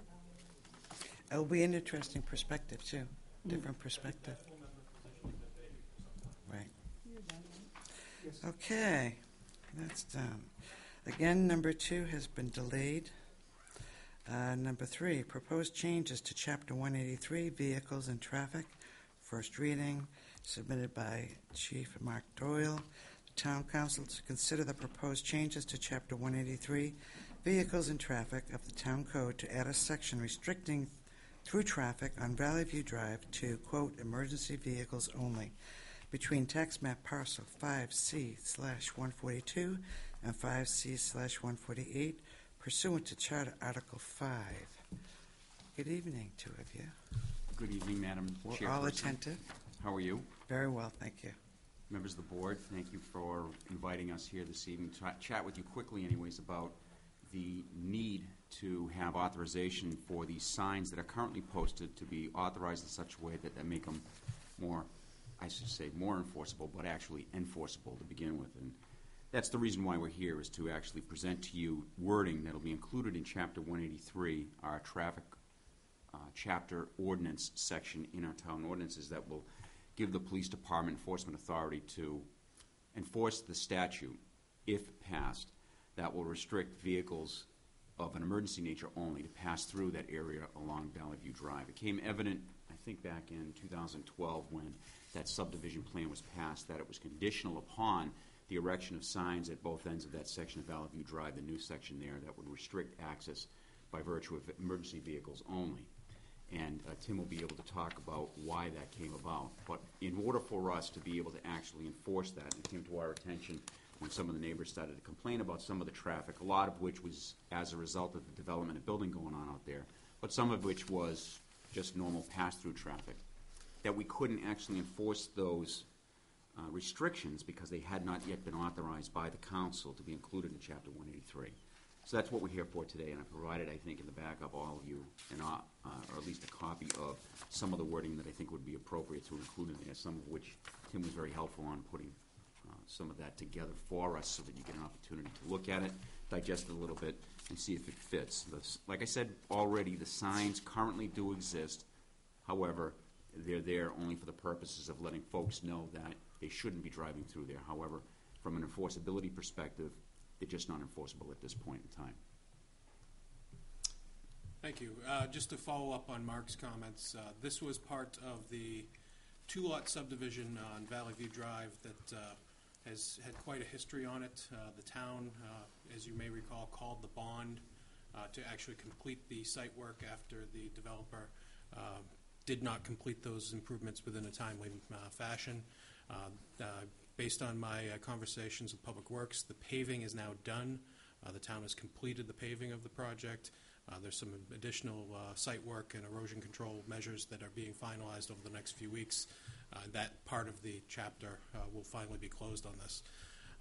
The original application for this subdivision was actually a three-lot subdivision that was proposed that would have been a full roadway connection to connect both ends of the dead ends of Valley View Drive. The applicant approached a couple of the abutters because in order to do that, he would have needed to gain some easements for slope and drainage in order to make that roadway work and conform to the town's regulations. A bit of history, the original Valley View Drive subdivision goes back to the 1950s. It was always intended to be a full loop connection. However, the actual site conditions prevented that from ever happening, and based on the way the regulations were back in the 1950s, we don't have the same engineering review and detail that are currently required for a planning board application. Failing to obtain those easements, the applicant then had proposed, and the planning board accepted, that the connection between the two should still be made, but for emergency vehicles and plowing access only by the town. The signage was part of that condition. So the effect of that is that we have a full 24-foot wide roadway for the public portion of the road, which then narrows down to about 12 feet for this emergency access way that connects the two, that will be accessible per this ordinance and enforceable by the police department for only emergency vehicles and the town plow. Okay. Anything further? You're all done. The only thing, Go ahead. and it's only a matter of process, I think. I'm not sure if it's needed. However, I would suggest that it would be included in the wording that we've proposed, is the section that indicates exactly where those locations should be, identified by corner of parcel, etc. And that's only for future reference down the road if something should happen in terms of changing the design of that road, or otherwise the signs are removed and then lo and behold 6 months later or a year later somebody decides that they have to go back in. There'd be this whole discussion about where they were originally intended. Specificity. Exactly. The only other thing, when it refers to emergency vehicles, it's commonly understood that it would be a fallback to the state law relative to what that definition is. And it's defined under RSA 259-28 what an emergency vehicle is, which includes police and fire apparatus as well as snow clearing emergency vehicles and the like. Excellent. John? So I was all fine until you started mentioning snow clearing, and I don't see anything in this phraseology that says snow clearing. The only thing I see is something that says authorized by the director. I'm And not they even are. sure who the director is. Director of the Department of Transportation. Okay. So that's just a state That's law the- that you have pointed here. That's correct. And you said here attached a copy of a proposed ordinance, but I don't see a copy of a proposed ordinance. Is it? 183:6. That's- It's above this is it the right state here. chapter. It's the bold above the Right statute. above that. Only emergency vehicles are authorized to use Valley View Drive between posted signs indicating authorized vehicles only. Said signs to be located. But you see, you keep talking about emergency vehicles, and then you add in snow plows. Are they considered emergency Yes. vehicles? Should Not have by this clarified that. definition written here. So where's the addition that says that? Snow clearing vehicles, or vehicles didn't that are involved in the removal of snow. That's not written on this sheet that I'm looking at. What? I must not have included that section in there, but Oh, I'm it's sorry. actually, it actually is part, I can get that clarification for you. It is So it clear. does, the state law specifically adds snow clearing vehicles It as does. being It emergency does allow vehicles? that, yes. I mean, I can understand, I'm not trying to pick on you, pick at you, I can understand that snow clearing is a requirement for emergency vehicles to be able to get through.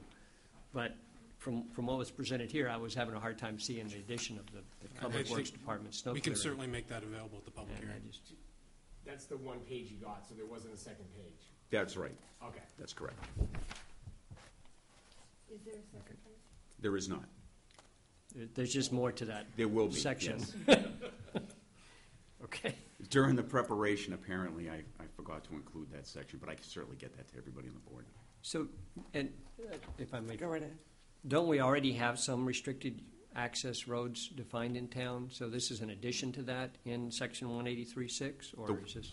We actually do. We have that section of, right off of Garrett Drive that's restricted by a gate. That's the one that's actually defined in our current Chapter 183 ordinance relative to restricted to emergency vehicles. However, there's no definition of what an emergency vehicle is. Like I said, I think the fallback is it's always understood that it would fall back on what the state RSA is. And specific to that one, it's always been understood again that it would be police, fire, ambulance, and those Snow involved in clearing. snow clearing. Okay. So this is an addition to that? Yes. Okay. I'm certainly okay with making that designation. I sat on the planning board when they talked about it and needing the town council to add that approval and all that kind of stuff. So I appreciate you bringing that forward now. Dan? I'm a little on the gray side about it, and so I drove it. I went up and looked at it too, and now that I didn't know about the 1950s thing, so I really now even comes back on because it's a very. Has anybody else take a drive? So that's it's such a slope. You can now understand why today's standards it wouldn't do it. But the only question you make a law, you make an ordinance, you want it to be enforceable. And the only thing to me is that neighborhood is so out of the way. The cops are never going to be up there. So in a way, I don't know what harm it is in leaving it open, provided the real question is when you talk about snow plows, are you telling me that the plan is to plow it? Okay. Then it makes me feel like it's only the people who live right in that tight neighborhood and they want to go from A to B. It's so tucked out of the way. The neighborhood's just off the beaten path. So I don't know where I stand on it, one way or the other, to be honest, about making an ordinance to close But off the Chief, road. you said that people that lived in the neighborhood were complaining. What were they complaining about? About the through traffic ever since they opened it up so that they could get in there to do But their we all building and have whatnot. roads. I mean, people live on Babusick Lake Road. You get cars coming by you all the time. So I just Is it the fact that there is through traffic, or is there a problem with the through traffic? Funny you should ask, because we actually put our vehicle speed monitoring device out there for that purpose alone. And over the course of a day and a half during the month of July, we counted 71 vehicles that had traveled the road. Doesn't mean that they actually violated the restriction and went through. Their speed out there was roughly an average of about 23 miles per hour, so it wasn't that they were traveling excessively fast. Speed limit's 30, even though we understand that during a neighborhood situation, and dependent upon the time of day, it could be determined unreasonable. We had a high speed of 143 miles an hour. Did you? We're only kidding, but I say we're only kidding. It actually came up as 143 hours, but it's one of those quirky anomalies. There was, rest assured, nobody driving 143 miles an hour on that section of Ended Valley up in View a Drive. tree. But it just tells us that the road, for the purpose of just illustrating that it is being used, it certainly is being used. But again, we just don't have any definitive idea about how those vehicles are driving into or out of that area. So to say that there were 71 vehicles over a day and a half isn't unusually high. To say it's at 23 miles an hour along that particular stretch of road isn't unusually out of the ordinary. So we haven't had any complaints about vehicles operating erratically, driving off the road, driving other people off the road, excessive speed, those kinds of things. We just have had a complaint or two about vehicles driving through against the restricted access. Because they know that people aren't supposed to be driving And through it's, because it's they live not there. a road. It is an emergency access way, one lane, not designed for Okay. two-way traffic. Thank you. Yes, Dan. The one thing I wanted to add was the one thing I would lean towards doing something and imposing the restriction is that fact that if you do drive it, it's a single lane. So two cars might be able to squeeze by, not a super truck and an average car. One's going to force one car down that slope side, which could result. There's no proposed guardrail, right? So there actually is a potential for a rollover. If one car wasn't getting out of the way and he started leaning on that slope, that'd be the one reason I could say I would support it at this point. But we'll get 2 more readings to do so. But that's all. Thank you. Absolutely, Jody. Chief, you talked about needing specific mile markers or designations. Who would, you wanted that written right in the ordinance? Only- Specifically where it was located? Yeah, that was my suggestion, that the ordinance would actually indicate exactly where they would be located, which is how it's written and proposed right now. Okay, so the way it's written now, you don't need any additional language? Nothing Okay, additional. thank you. Eileen?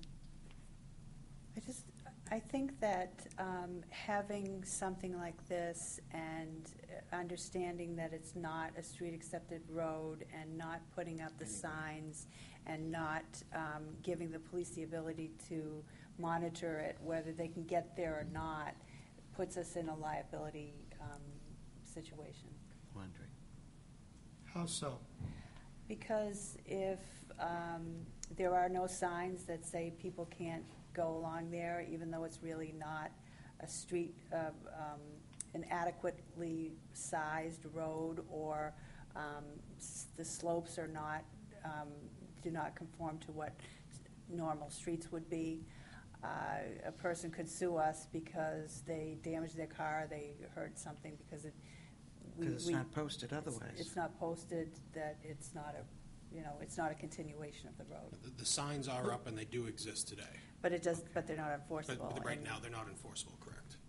But the question I would ask, and Tim, I don't mean to use, did you not say that they were paving that section of road?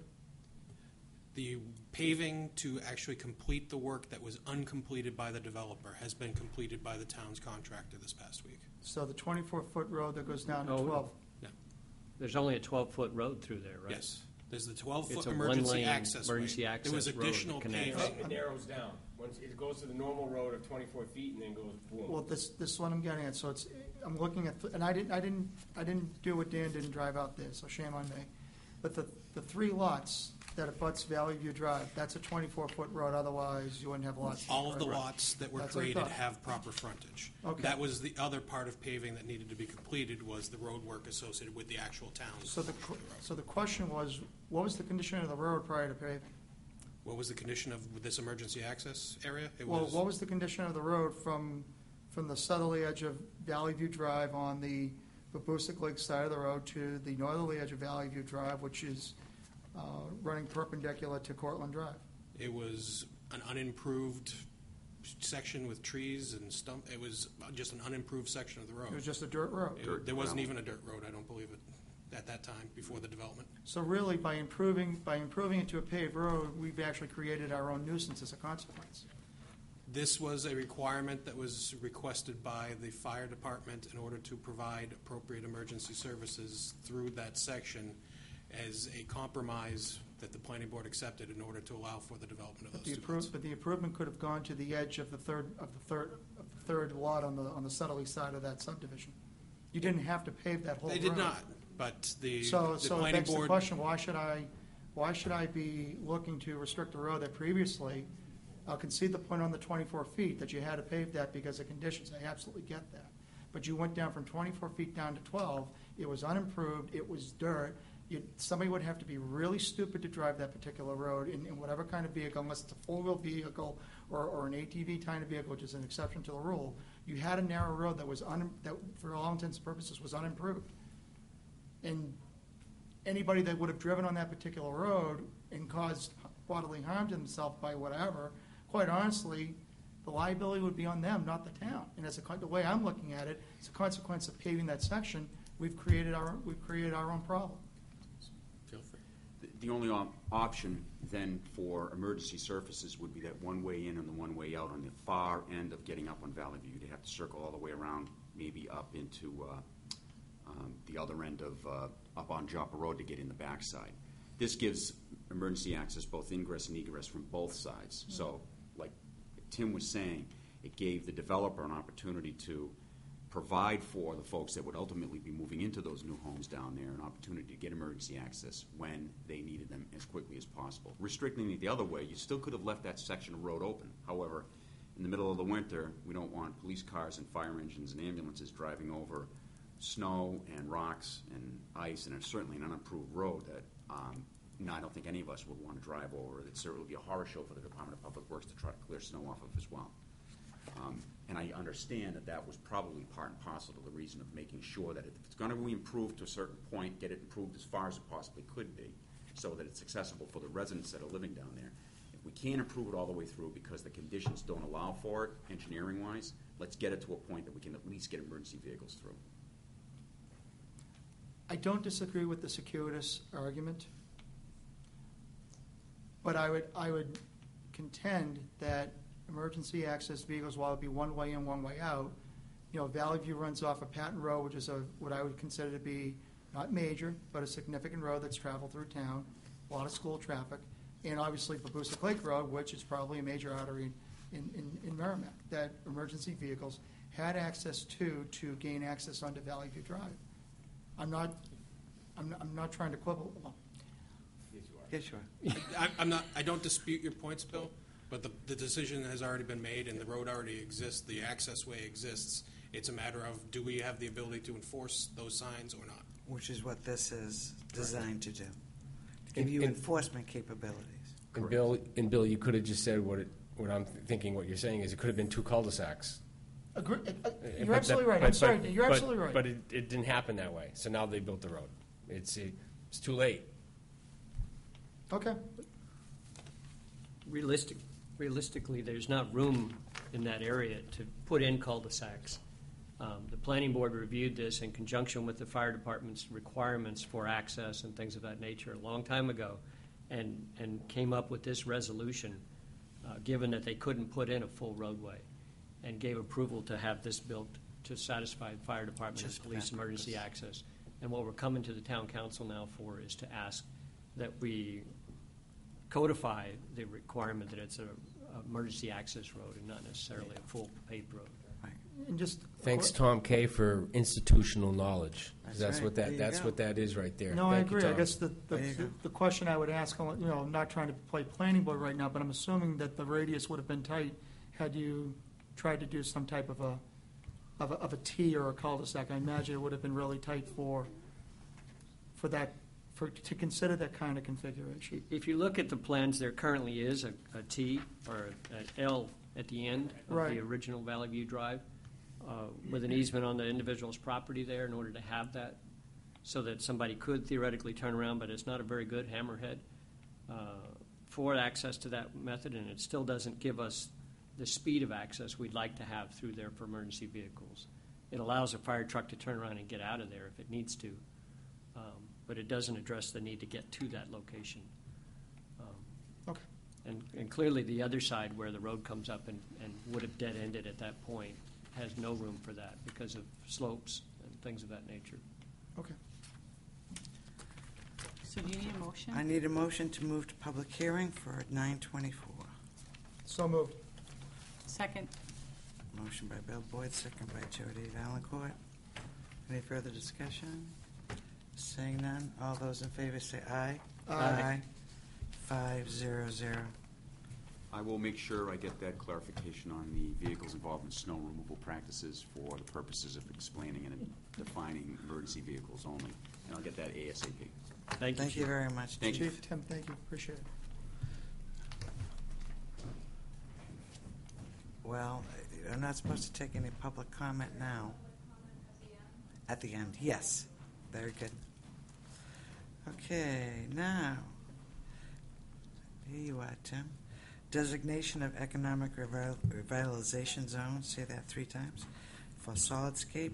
Request town council authorization to submit an application to the New Hampshire Department of Resources and Economic Development to designate the parcel located at 316 DW Highway as an economic revitalization zone.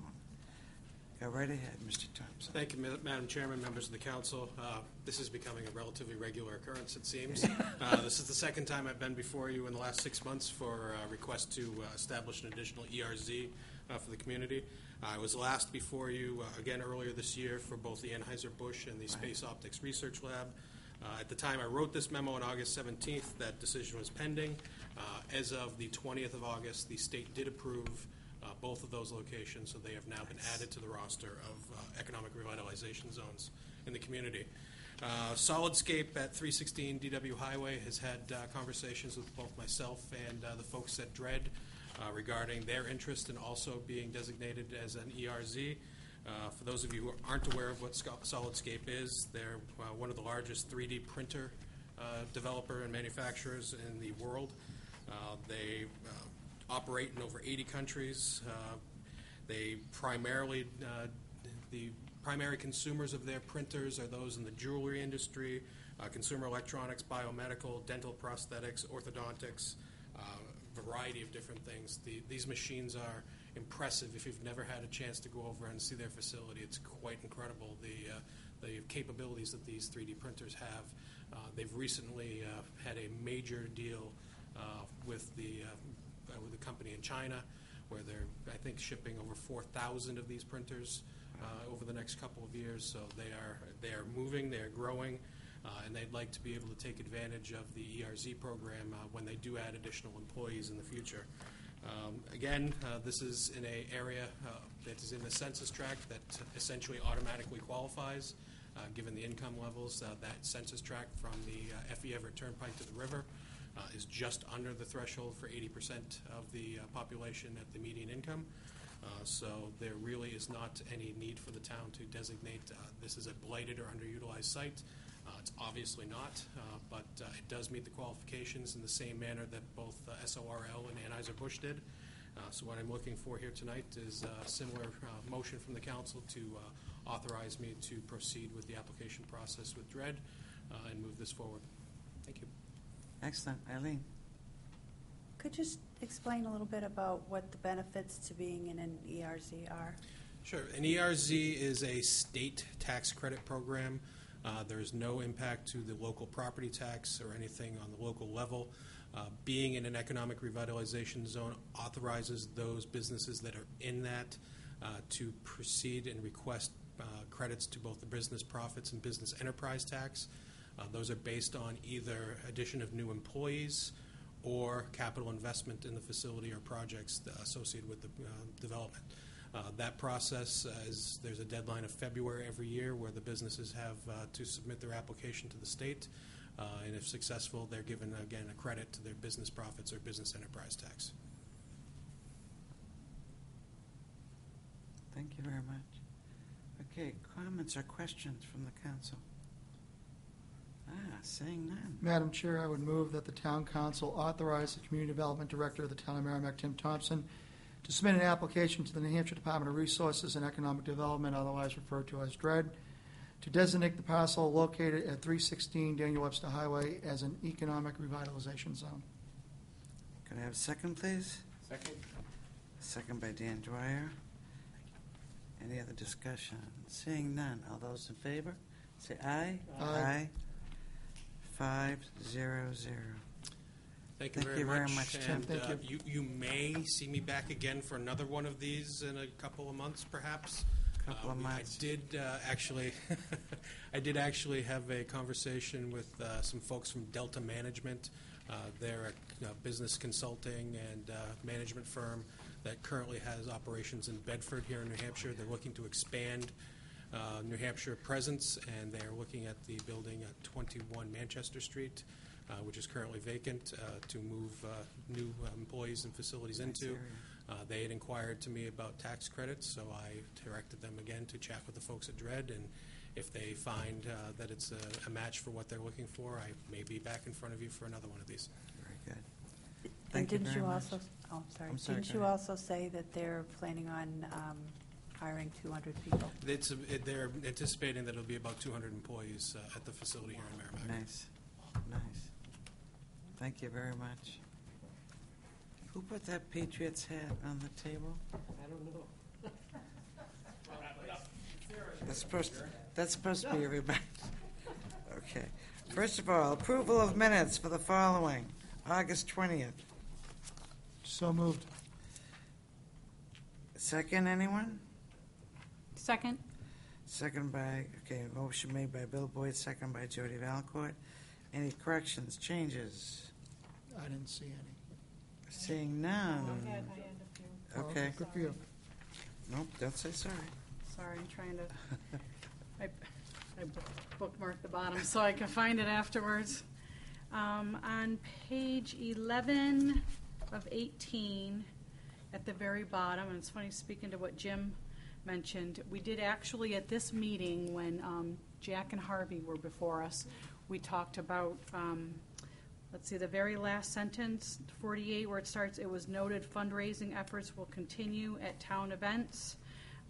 It was mentioned at that point in time that Kinder Morgan had offered funds to the dog park, and they turned it down. Page 11 of 18, very bottom. Yep, so that was not, so that whole thing is omitted, is what you're saying. Yes, yes, we did. Yes, please add that in. Yep, I agree. 48 to 49. Mr. Bloom commented on having been approached by Kinder Morgan. Right, but it wasn't, the minutes didn't include the fact that they turned down the funding. I just thought we should So do you mention want it as that. part of line 48 or part of the line above it? It doesn't matter to After me. Mr. Bloom Yes, commented on having been approached by Kinder Morgan during a discussion, that's where a statement should be put in. yep, that's fine. Mm-hmm. And they declined.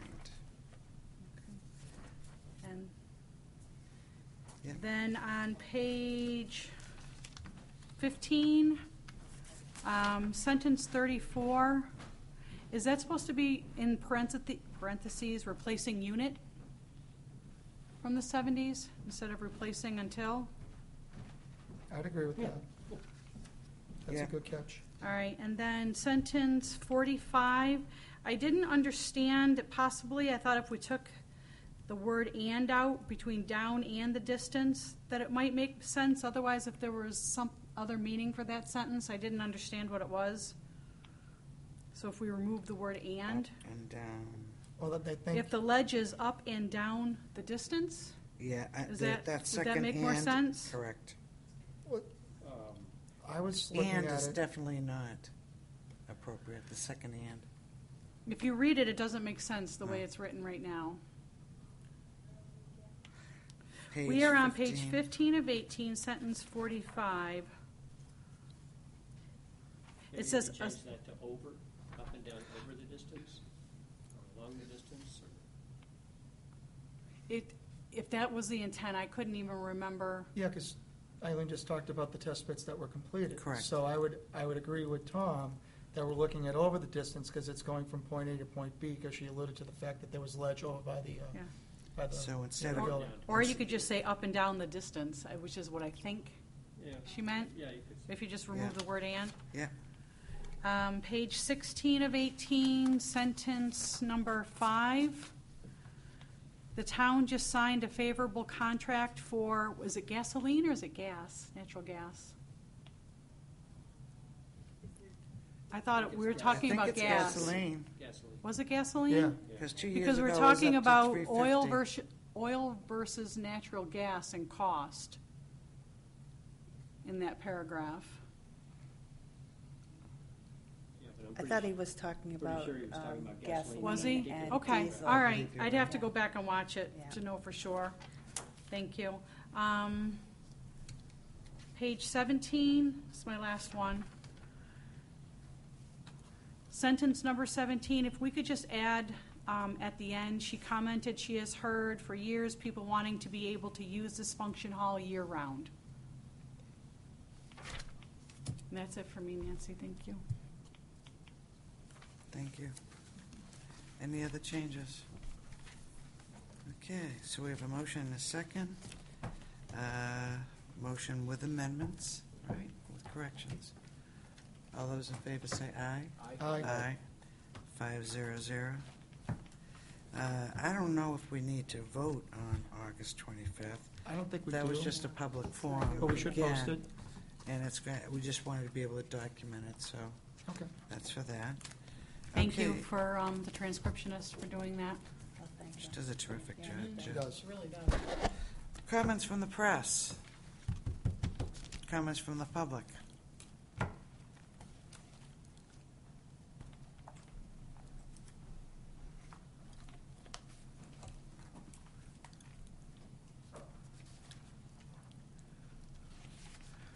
We sit down, just make sure that the bright light's on. Good evening. No. Is that on? Press the base, see a little. It gets bright. It was bright. Oh. No, Is that you're all on? set. Ah, now you got Okay, it. thank you. Good evening. My name's Shauna Amick. I'm at 11 Valley View. I'm here obviously to talk about the Valley View Emergency Access Road.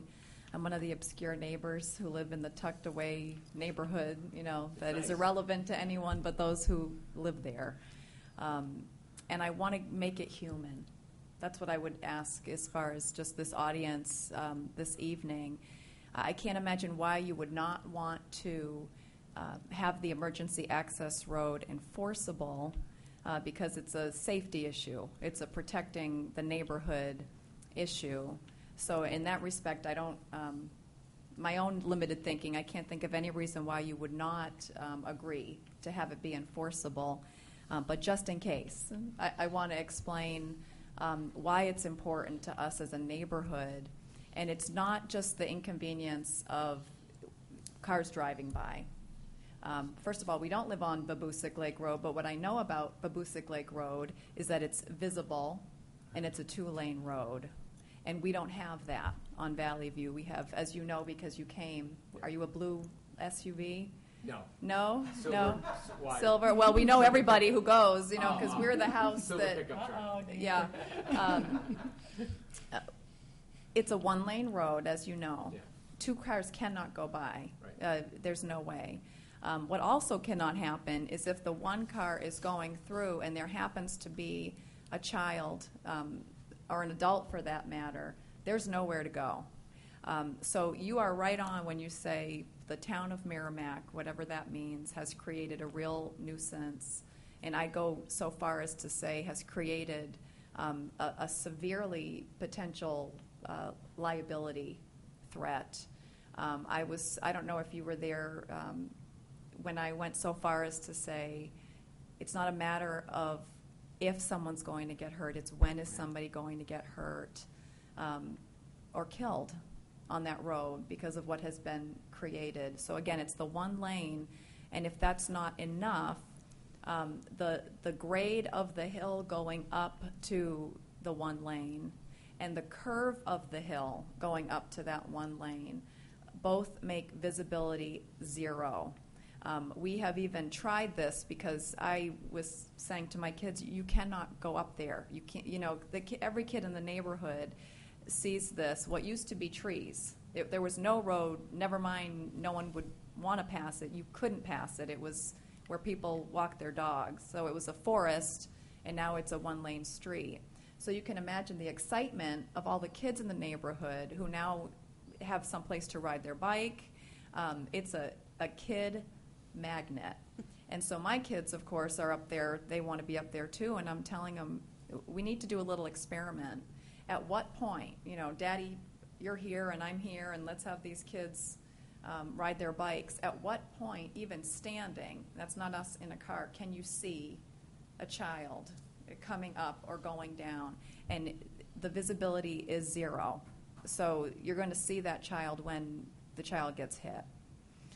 So again, it's not, we used to live on a dead end and we liked it quiet. Well, that's true, but I'm not that self-centered that I'm asking it to be enforced just so I can have the peace of the neighborhood. I am very concerned for my own kids and for all the other, not just children, but the other people I see walking their dogs and using the street. What are the options for gates? That was Don't even bring it to a up? large extent. Yeah, I don't know if we want to go there. Okay. I mean, I didn't even know if there was an option. I'd that like they to could go there. request. I just don't Give it a even shot. know. I think that's the only wise thing to do. Because I just know that there are emergency entrances Mm-hmm. where they have a gate now. Does that open a Pandora's box for us? I mean, maybe it does. I don't even know. I mean, is there such a thing? Well, I know that there are gates that you can, that are easy to break down for an emergency vehicle, Right, for right. instance, or that they could have keys for if it Right. were a DPW Right. employee or something like that. So you can look into that with But Public if they're Works. going to plow it, then the gate. Well, they have keys to open up the gate. But the to plow snowbanks, it. the gates and snow don't go I together. mean, that may be Chain. the answer. Yeah. That may be the answer why they don't. Yeah. I just know that by the mall they have that. I don't want to, there's an important event tonight, so I didn't want Oh, to okay. take too much time, but I had a question because she's bringing it up, for an answer for another time, but why wasn't it left alone then? Why was the need to finish it? Yeah, And maybe I you know, wasn't gonna go Tom, there.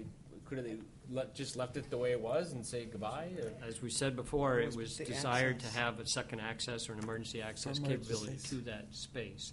Okay. Originally, it was designed and intended to have a full road. When they couldn't get easements and couldn't proceed down that path, the alternative was to put in a single-lane emergency access only road to give access for emergencies for the people that live up there. That was all pretty heavily debated and discussed and talked out amongst the planning board and fire department and things of that nature. I'm sure it's in the minutes back there. You can go back and Yeah. trace Oh, it no, down. thank you. Well, again, I mean, I know that this isn't even really the time for public comment, so thank you for hearing me, but I felt that it was important because it can, as with anything, it can very easily get into, well, why did we do it in the first place, or, what's the legal situation, or It's already this, that, done. and the other, and I just want to, I would even go back to one of the opening comments at the beginning of this evening, and forgive me, I can't remember who made it, about FERC, that they care more about business than people. And I know Merrimack is not like that. And so what I'm asking is that you would care about people. And instead of seeing it as, this was a bad decision made by somebody else, I'm not debating that, or, they've created a nuisance, let them deal with it. The people of Merrimack did not create the nuisance, but we are the ones who are suffering and really waiting for tragedy to happen while this just keeps getting pushed off to another agenda. So I implore you to think of whether it's 4,000 people or 40, we're all important, and thank you for thinking of us when you make your decisions. Okay, Thank you. thank you. Thank you. Any Hey, other Sean. comments from the public? Come right on up. Sorry, I know everybody wants to go. Well, you stuck around for some reason. I just stuck around to hang out with you guys. Thank you. Jim Ferrer, 7 Marianne Lane. So one thing on the IT infrastructure, I sold IT for a number of years at PC Connection, and Microsoft offers a free program to any companies or any state-run organization where they can come out and do an assessment of your licenses and make sure you're buying the appropriate licenses, because they have government licenses, they have education licenses, they have nonprofit licenses. It's a free service that Microsoft offers. I'm sure you guys have done it at one point, but it might be something worth looking into. Look into it again. Excellent. And they're right out of Portsmouth is their local office here. Point two, I understand the sensitivity about the money spent on the legal fees, and I do appreciate the support of the council. Is there anything that we can do in terms of fundraising, because we are large groups against this, whether it's at the Fall Festival or the Merrimack Rocks? I've never, gotten into any type of fundraising other than school fundraisers and stuff. I don't know the legality of what we have to have in place to do that, but I'd be more than willing to camp out at a booth at either one of those events or any other events. I don't know how to I go don't about know. doing that. Not for us per se, but Why don't you come on over to my office and, Kristen knows everything. Okay. You met Kristen, right? She knows everything about all those licenses and things like Okay. that, and she knows just what to do. Okay. So, come on back over. All right. And then the last comment in regards to this access, which doesn't affect me at all, but if it's something that was done that you can't really undo, you can always put cement cinder blocks at both ends and just cut it back off. but the reason it was done is emergency access. I know, Yeah. but if it creates more of a problem, I don't know. Yeah. It doesn't affect me. I would say cinder blocks are more of an eyesore than what it is right now, so. Okay. Yeah. Any other? You didn't come here just to stare at us, Representative Barry.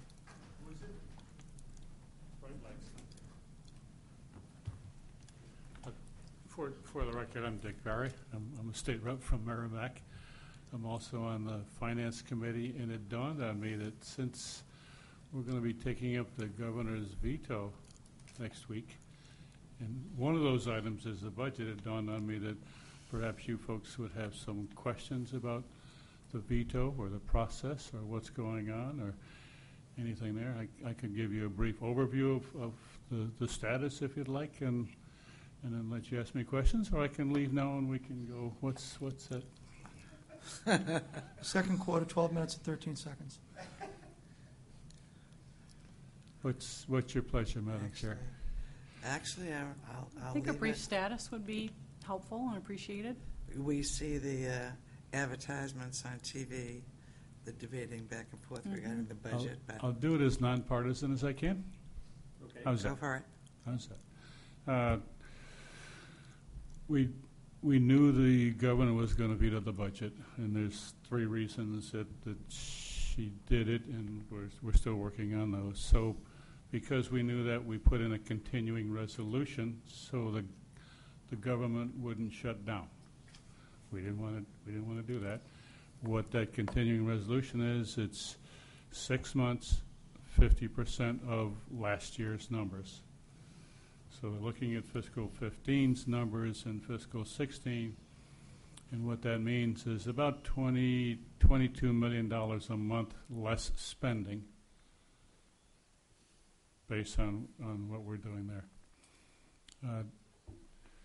The 3 areas that there's disagreement on, you probably know what they are, but let me at least say them.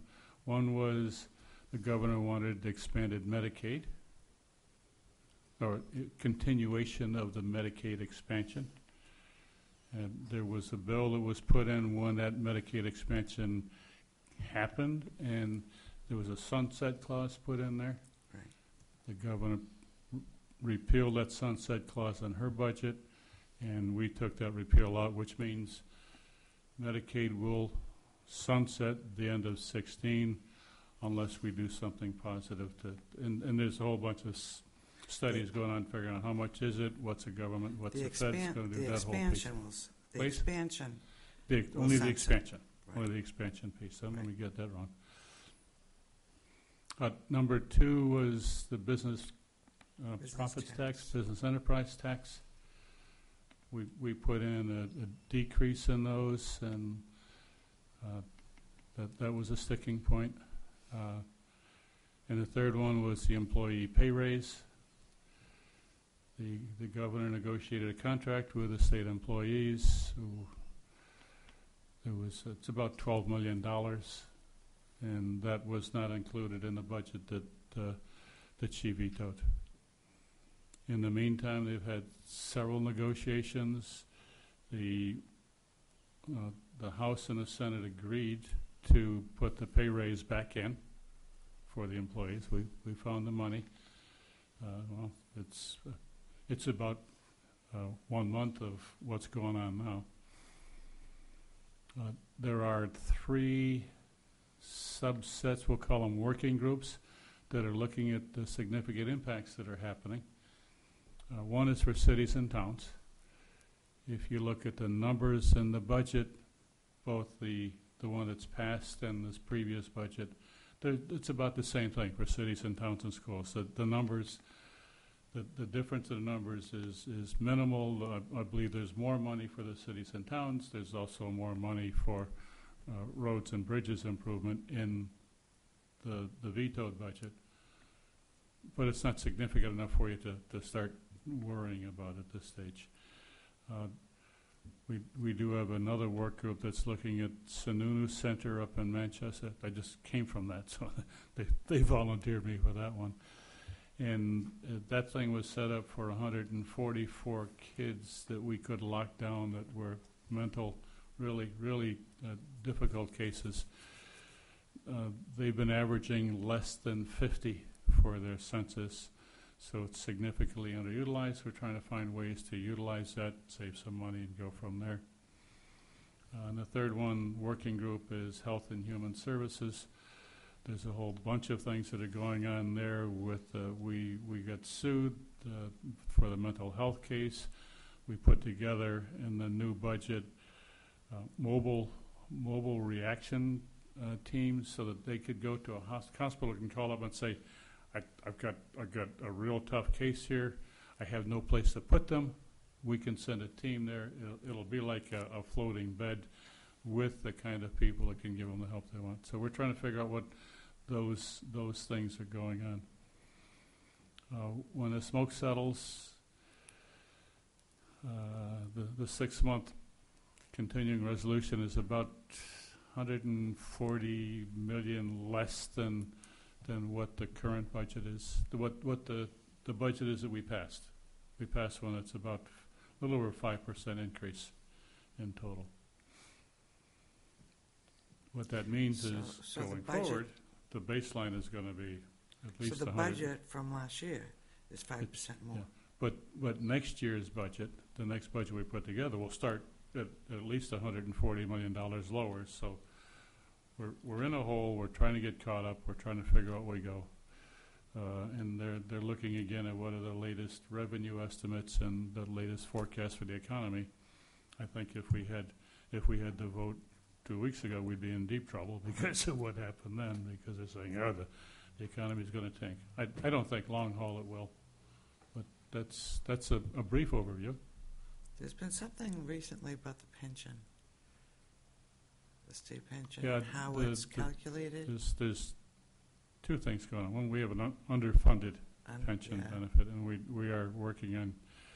We got about 28%. An accounting method or something. There's generally accepted accounting practices that are going on, and they have decided, whoever they is, decided that the governments can and should report their liabilities for pensions in their balance sheet.